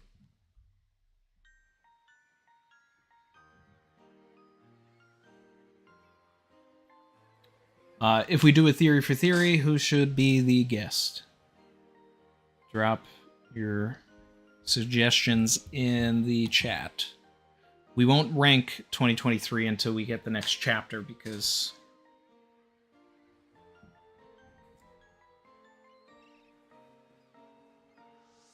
the year is not over yet for One Piece.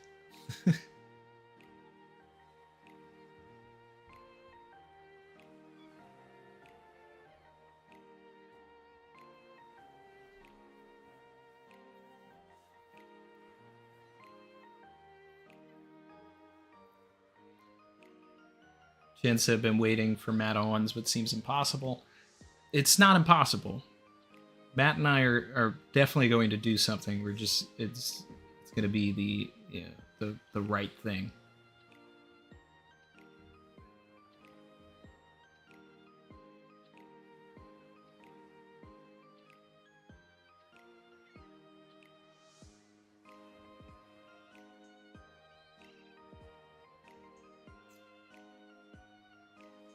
Ooh, Jay. Chrissy says Jay. I like that.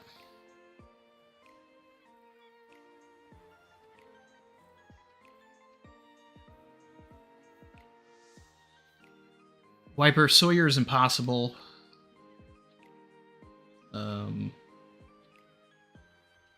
Teching we did recently. Volume 1,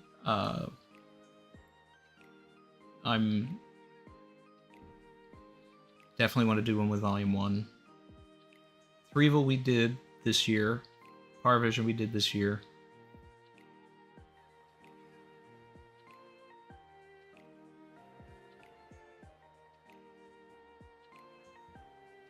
Joy Girl, definitely would want to do one with Joy Girl. It's just she's on the other side of the world, so it's like doing anything with the Australian YouTubers gets complicated.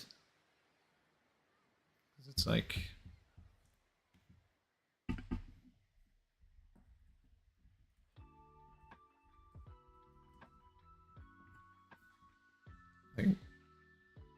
right now it's 6:30 in Australia AM. And when we started the stream, it would have been like, I don't know, 4 a.m.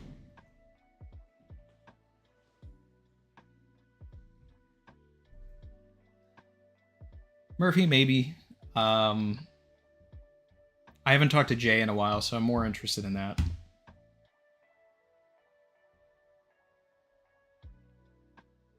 Chin said Sawyer's not impossible, he's unreachable. That's what makes it impossible. Barry said on Monday, mind you. Yes, 6:30 on Monday. Yeah.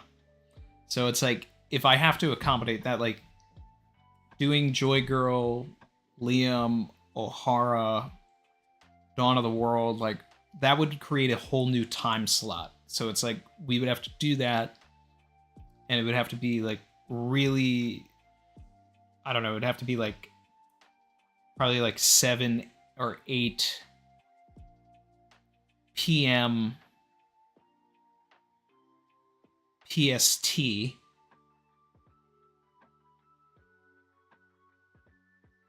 On, like, a Saturday or something. Which would then be, 9, 10 on the East Coast. All of Europe is asleep. It's got to be something completely. It's weird.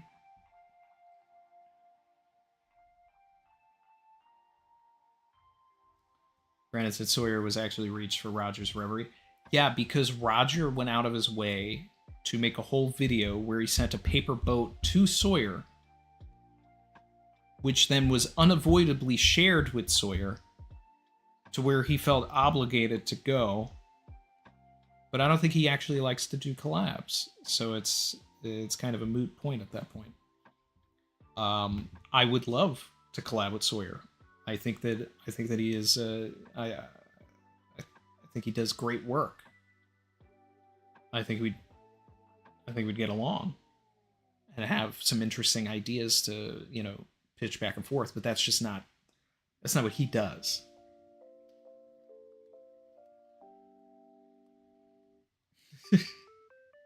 Like, I tried to get him for our reverie,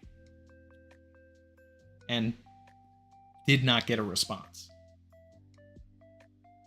And I tried multiple different platforms to try and get to him, and no response.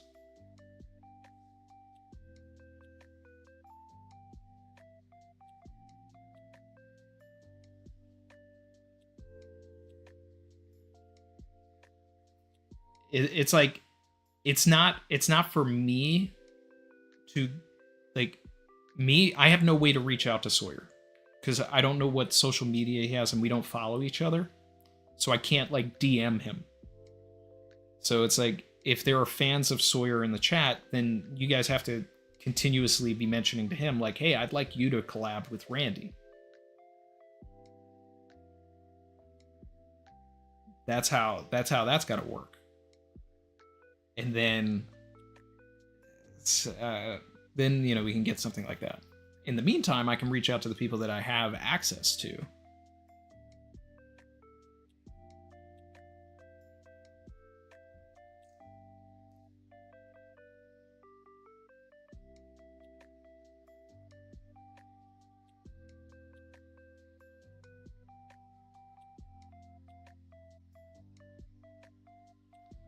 Barry said some people like to do their own thing and we need to respect that. Exactly. Like, I'm not going to pester the guy. I'm not going to pressure and make him feel like he needs to be on Theory for Theory. Like, it's a fun thing that we do, and we always cook and we come up with, you know, some conversation. But it's like, there are some people that are probably just not going to be guests on the show, and that's okay.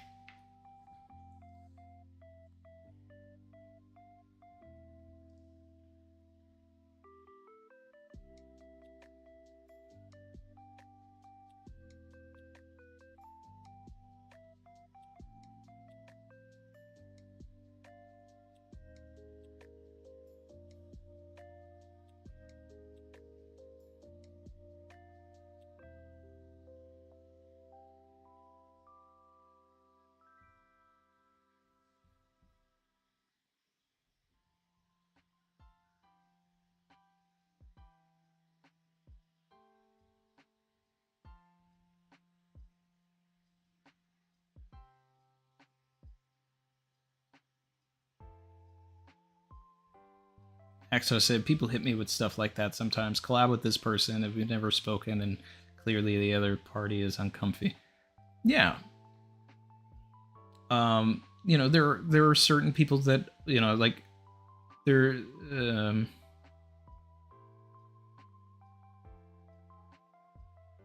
are certain creators that don't stream.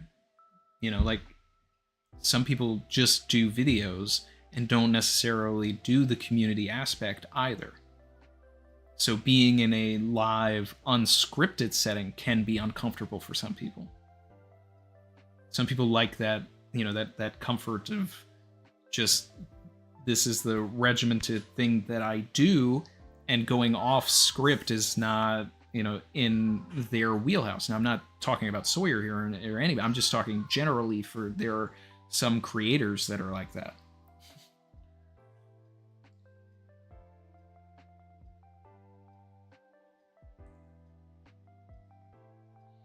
Dizza said Mihawk, live action Mihawk. I would actually like to do something like that at some point. You know, like get some of the cast. I mean, not necessarily for like 2-hour cook streams, but, you know, just like fun mini conversations.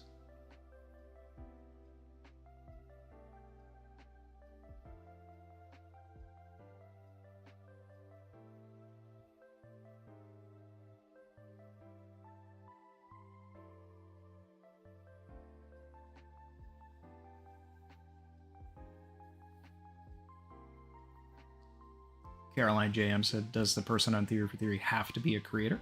Not necessarily. I mean, is there somewhere where you're going with that?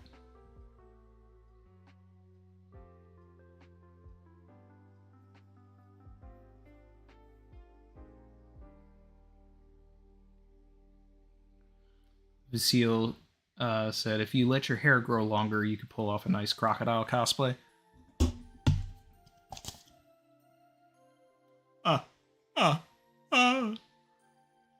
Sashiburi da na. Mugiwara. If I let my hair grow any longer, it doesn't grow down. Like this part is like crocodile enough. Like my hair doesn't go this way, it goes this way. So it's like this is as best as it's gonna get for a crocodile cosplay.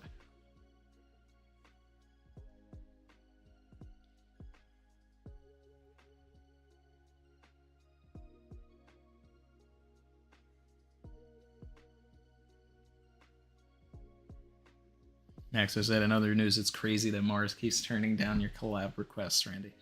So one of the really like fun things that's been happening is I went back to One Piece Odyssey, right? Where I thought I would do like other streams and stuff like that, but it became a thing where I started playing it downstairs while like Mars was around, because Chrissy was doing Super Mario RPG and he got really into that. And so then I was like, okay, well let me try doing One Piece Odyssey. So I started playing that, and then Mars started getting obsessed with One Piece Odyssey. So like I'm playing this, and then my son is looking at the screen, and then he knows all the character names now, and he's just constantly yelling at the screen like Luffy, Chopper. Like he wants me to change the character. So if you've played the game, you know that it's very easy to switch from one character to the other.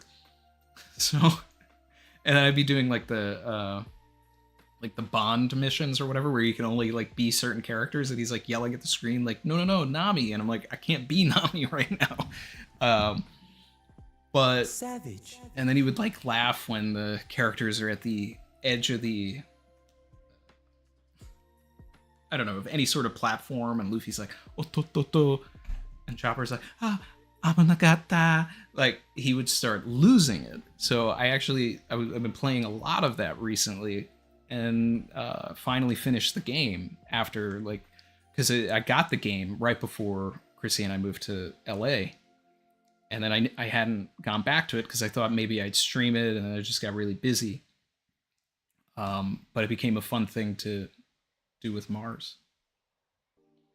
And then now I have the DLC. Well, I got the deluxe edition when it came out, so now I beat the game, but now I have to do the DLC. But that's been like a really like fun thing. So like bringing up Mars, like he actually he knows the characters now. He's known Luffy and Chopper for a while, and I've put One Piece on for him, but now it's just like it's really fun. Bean Barrage said, any fan castings for Crocodile? Keep up the good work, man. Yeah, but it's just, I prefer really not to speak. If I speak, I am in big trouble. In big trouble.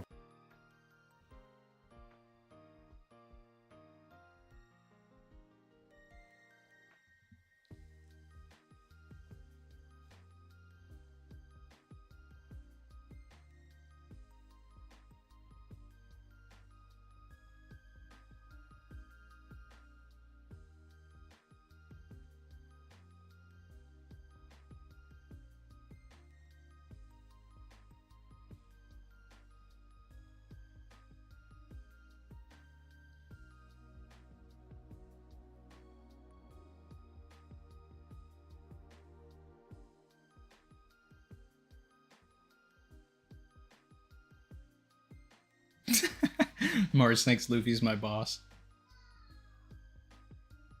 Yeah, I work for Luffy.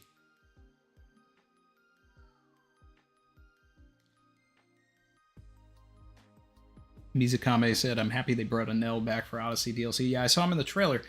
I wonder, like, do they have an island? Like, do we go to Skypiea? Like, that was always, like, the fun thing. I actually didn't expect to go to Dressrosa or Marineford. I didn't know. I did kind of think Dressrosa. I think Marineford was the surprise for me. Because I knew Alabasta, and I knew we would go to Water 7. And that was really cool. Yeah.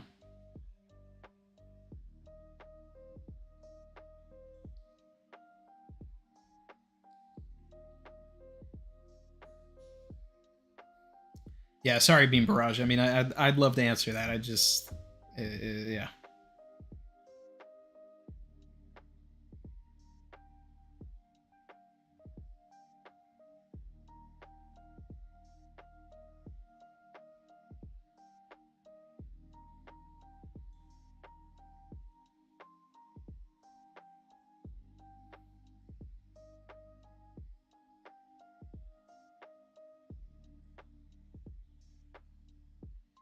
Israel said, I got them to level 40 each and just stopped. I got to get back into it. Yeah, it's, I think I've been playing it so much with Mars that the characters are at like 61 now.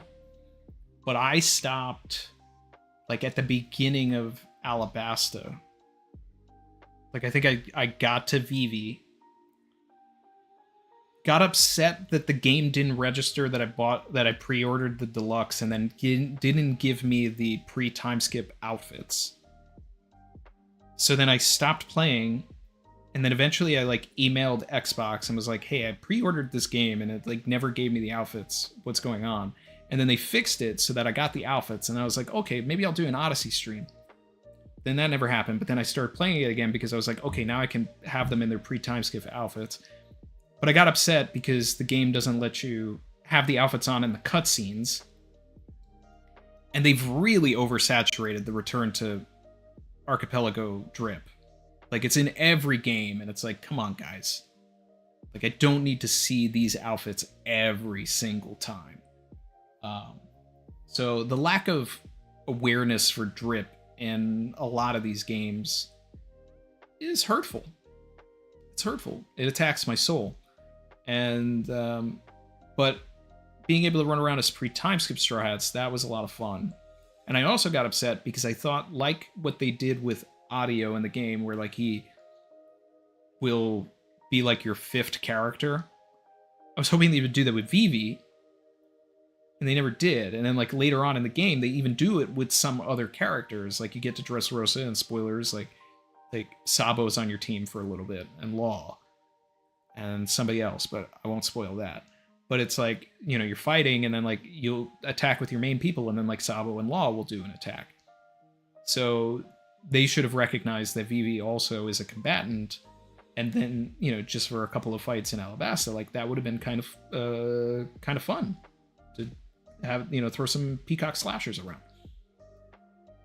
But there was some disrespect, so I don't know, it took almost a year to get back into the game, but the game's a lot of fun. It is fun.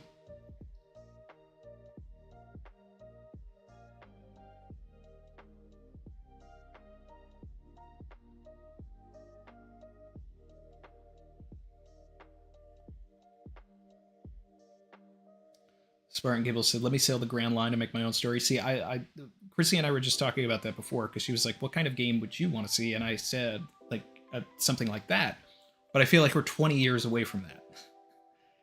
It's like, one, the story needs to be over, and then two, like the amount of just expanse that everything would need to be able to go to different islands and explore different areas.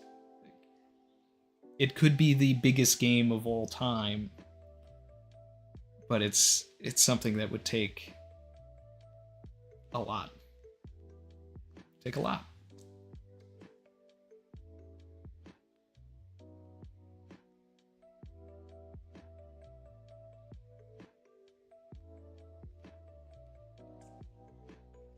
Mark, spitting, drip is always important. You look good, you feel good, you play good. I agree. And it's like, understand and set it up in the coding that the drip that I choose is the cutscene drip. If Spider-Man can do it, if I can put an outfit on in Spider-Man and then the cutscene wears that outfit, One Piece should have been able to do it too.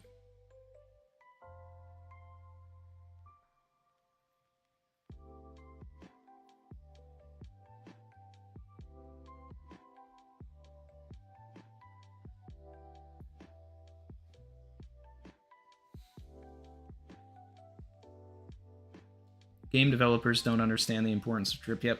Well, they probably have no drip. It's just like, let's focus on gameplay, gameplay, gameplay. It's like, no. How do I look? How many outfits do I have? Can I switch these outfits? Okay, I'm going to this island. Maybe I want to put something on different. We're in Dressrosa. Maybe I want the God Usopp outfit. Maybe. Maybe I do. Maybe I don't. Give me the option.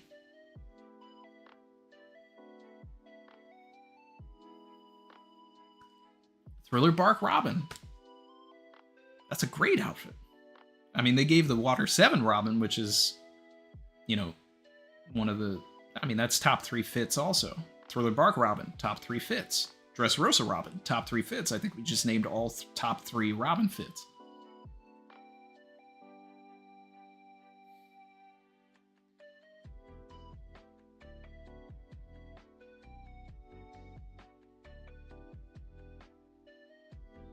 Rowan said developers understand the importance of it. That's why drip is something they sell. Yeah. But they didn't expand it beyond like just pre-time skip outfits. Like that's all they gave. And then they didn't even create a mechanic for you to be able to be pre-time skip Frankie at all. Even though he's in the game. Even though he's in the game. Like, you can only actually play as Luffy to Robin. Frankie and Brook are unplayable, but you can unlock in the game pre-time skip Brook's outfit, which I thought was interesting. But you still can't walk around as him. It's just if you use him, he can be in that outfit. Like, when he's fighting, but still in his cutscenes, he's Soul King. I don't know, we're going on a tangent. We probably lost like 200 people in the stream because I'm not talking about the chapter anymore. But hey, like, comment, subscribe if you're feeling the vibe. We're here. I'm probably going to wrap the stream up. This was a lot of fun. I liked the little tangent that we did here. Water 7 Sanji, yes, please. I would have been in that the whole time. That's top 1 fits. That beats Wine Drip. It beats it.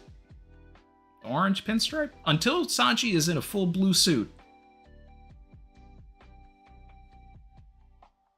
Orange pinstripes. That's what it is.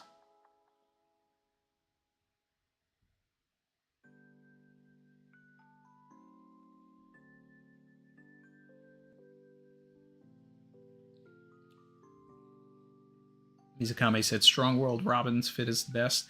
Look, that is a... Since it's... Yeah. If we're talking all fits, yeah, that's top 3. If we're talking canon only, it's the other ones. But I have actually talked about Strong World Robin's fit a lot. Like the... And I hope you're talking about like the green sweater. Because that green sweater is one of the best.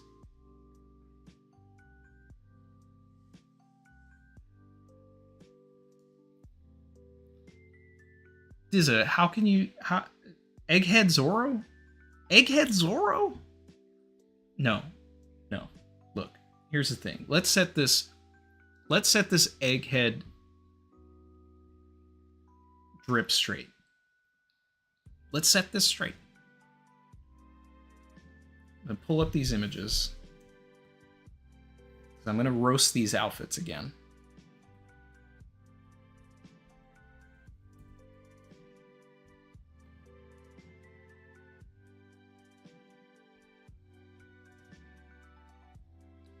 Okay.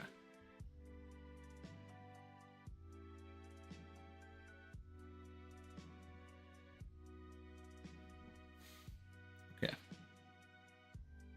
So, Luffy, arguably one of his best fits in the series, but that's because Luffy has no drip.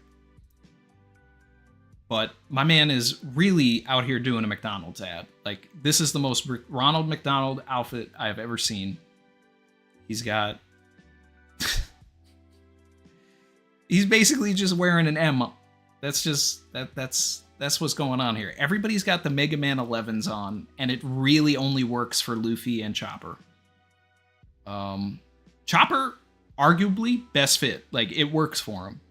The football helmet, cotton candy colors, I'm sold. I'm in. Brook, fire. Like, that's fun.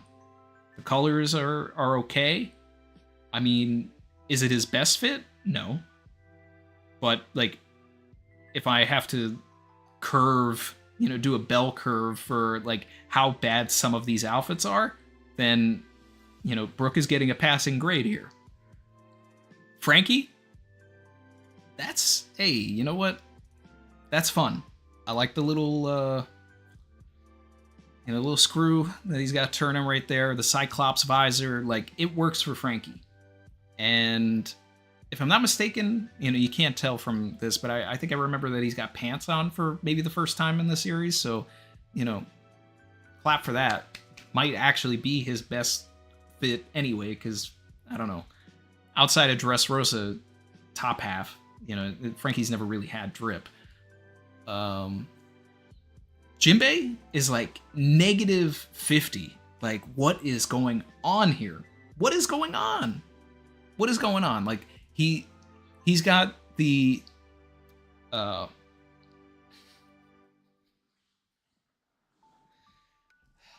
what's my guy's name from Jurassic Park? Nedry. He's got the Nedry top, like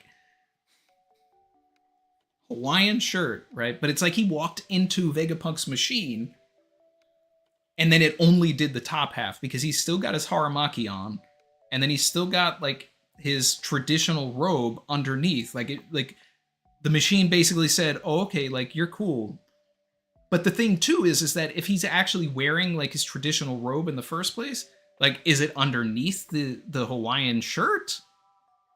Because how, like, what are the mechanics here? Because at that point, then Jinbei is literally just wearing a skirt at that point. Which is okay. Jinbei, like, hey, like whatever you want to do. But I mean, this whole thing is just, he's got the sash on. His traditional clothes are underneath the sash, but the top half is a Hawaiian shirt. And then he's got these orange Mega Mans on. And I'm like, and just the floral pattern of the pink, and then the purple, and then the orange. This is, like, I thought Sanji's fit was bad, but then when you actually see it colored, and you see what the fit actually is, Jinbei is the worst. And then coming up next is Sanji. What is going on here? Why does your Hawaiian shirt have a hood on it? I'm sorry. And Sanji in shorts does not work for me. What would have worked is if Sanji was in what Zoro is wearing. Because I buy Sanji in leggings, I do not buy Zoro in leggings. I'm sorry. Zoro is just male Lilith at this point. And if what Lilith is wearing is like the female setting of the Vegapunk clothes device, then Zoro walked in and then he got that put on him because he is wearing exactly what Lilith is wearing. And Usopp is also wearing that. Usopp is just green and gold Lilith. And Zoro is like deep, I don't know, like it's almost a turquoise, like a very dark turquoise. But the leggings don't work for me. Zoro is not a leggings guy. I'm sorry. Like, the top half is great, but that's what's happening with a lot of this, is that the top half is working, but then the machine malfunctions when it does the bottom half. So we've got two versions of male Lilith.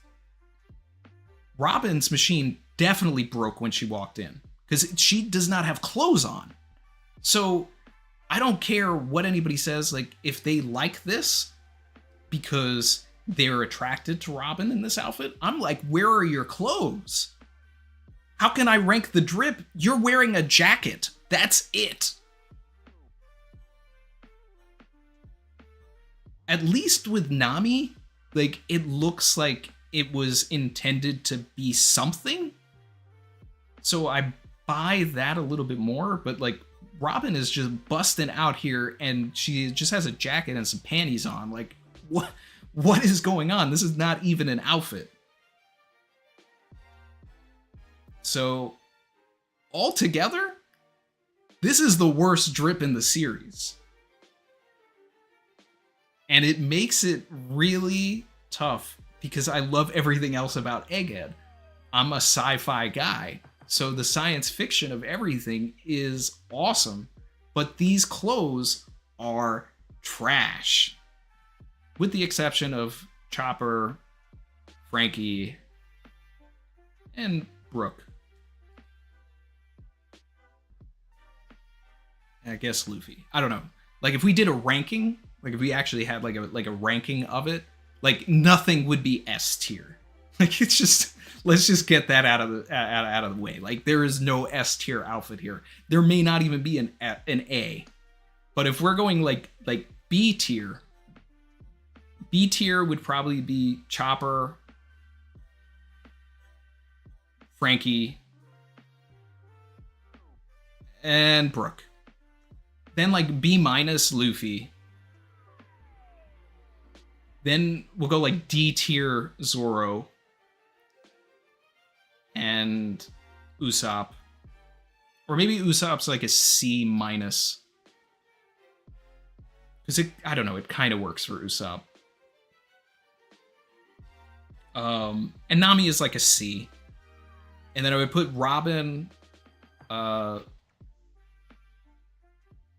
Sanji. I guess Zoro is like F tier because Robin, Sanji, and Jinbei are definitely like W tier. No. W sounds like they're winning. It's just like V or Z, V, X, Y, Z, somewhere around there. Like, if you're doing all the letters, like we're going way down. We're going way down. So I'm looking at an image of it, guys. That's how I was able to pull it up. This is the official image of all the colors from the anime. I definitely roasted them when the trailer came out, but not many people were in that stream, so we had to do this again. Maxo said Jinbei serving. He's serving He didn't say the magic word. That's what he's serving.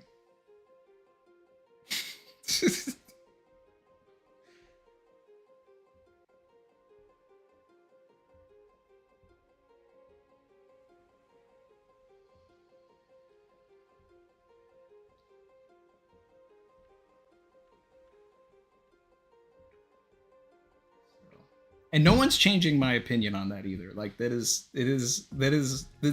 opinions are locked in stone. Like, that is it.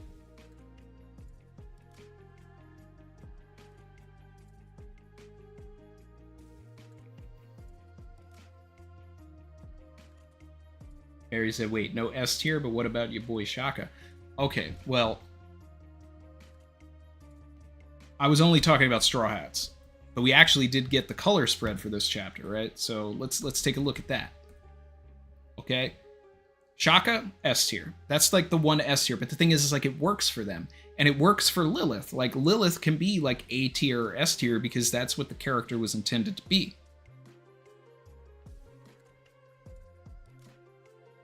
And then the rest of them, I don't know, like A tier. But like, that just because like that's what their characters are, I don't know, A, B, whatever. Can't really see the full York. But if I'm being like, you know, if I'm just like keeping it a buck, like it's Shaka and Lilith. That's the only ones that are really like drippy, and then the rest just exist.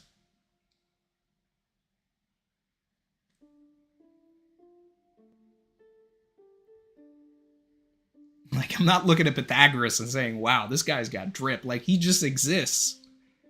Atlas, you just exist. York, I don't know, there's something going on there, but I don't have the full picture here. And I don't really remember the alpha to begin with.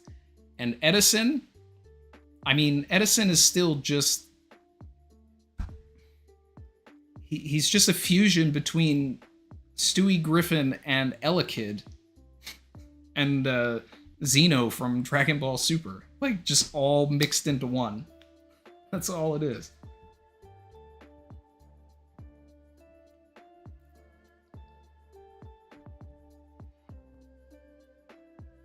Barry said, Edison exists to make me happy. That's all that matters. Yeah. Anyway. If you liked my drip rankings, like the stream. Leave my boy alone.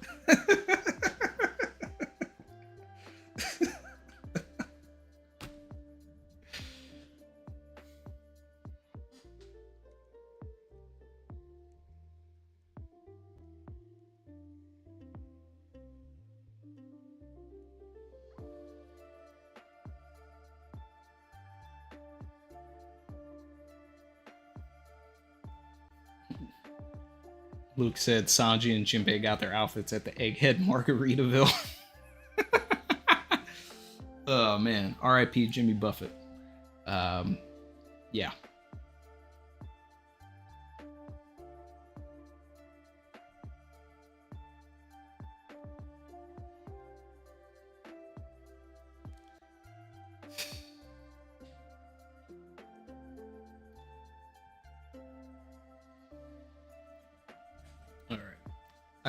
I gotta end this stream. We're not even talking about the chapter anymore. So anyway, for Oda to go back and bring us back to, you know, like the beginning of the story, that's a lot of fun. I did like a lot of the callbacks here.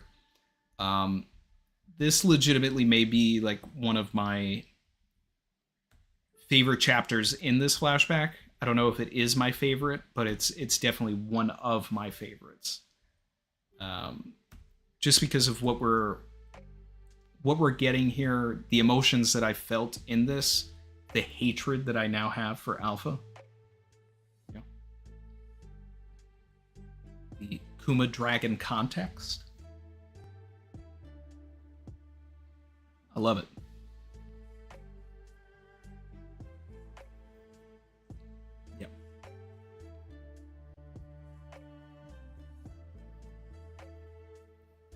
Barry said I was first like on the stream 2 days ago. I can't take it back. When I set up the stream, do you guys get notifications like when I set up the page? Because I normally just like set it up, and sometimes it's like really late at night. I'm just like, oh yeah, I gotta put the landing page up. But I don't know that. Oh yeah, you do? Oh, sorry for sending notifications late at night like that then.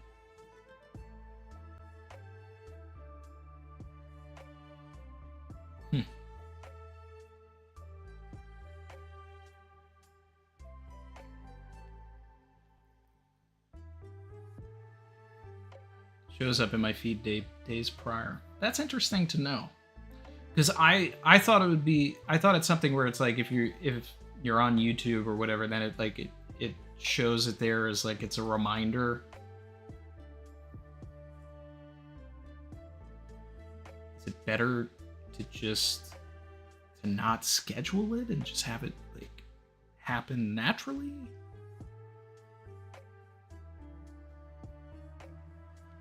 I don't know. I guess I'll have to put more consideration into like what time it is that I do that. Well, I do set it up days before because I thought it was, you know, it's something where like, you know, notify me when it goes live or something.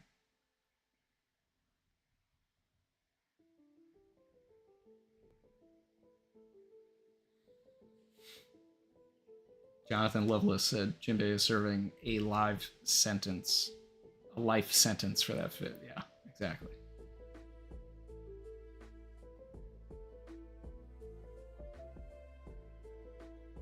When you're live, it usually shows up on top of the feed. Okay.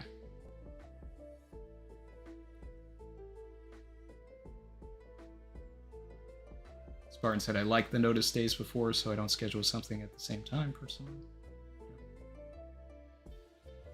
You know, Max said, keep spitting, Randy, we love it. Hey, look, I will praise and roast Drip to the end of time. Don't worry. I got you guys. I got you. Alright, I'm getting out of here. Look out for the analysis. Since we're on break, I'm legitimately going to be working on Cross-Scale Davy back. So that's my goal is to actually get that video out now that the Cross-Guild episode is out. And so that's going to be a fun video. There's a lot of art that channel artist Dan DeCarlo did for it. And I don't know, might even make some new merch out of that if people are interested in that. I did see that the store that I use makes stockings now. It might be too late now because we're getting pretty close to Christmas, but I thought about a heat on feet stocking would be kind of funny. I don't know, but I'm excited for that video. So that'll be out. I'm gonna probably reach out to Jay to be the guest for Theory. So either way, I'll see everybody on Sunday, and then we'll have our Christmas Eve stream for 11:02.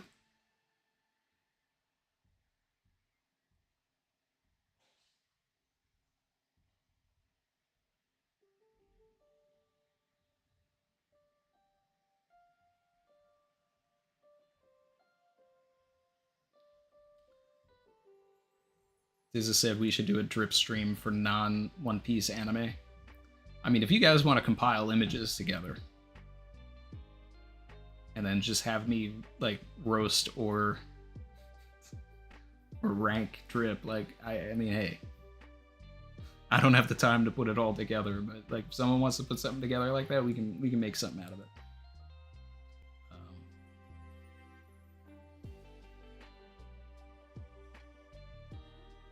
All I want is a heat on feet stocking for Christmas.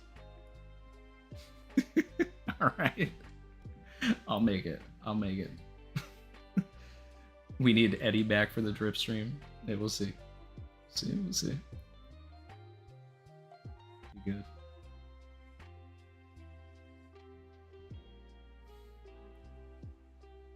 Yes.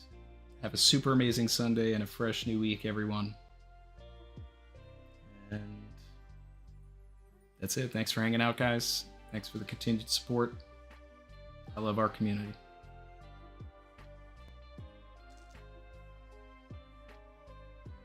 Together we're stronger. Together we're stronger.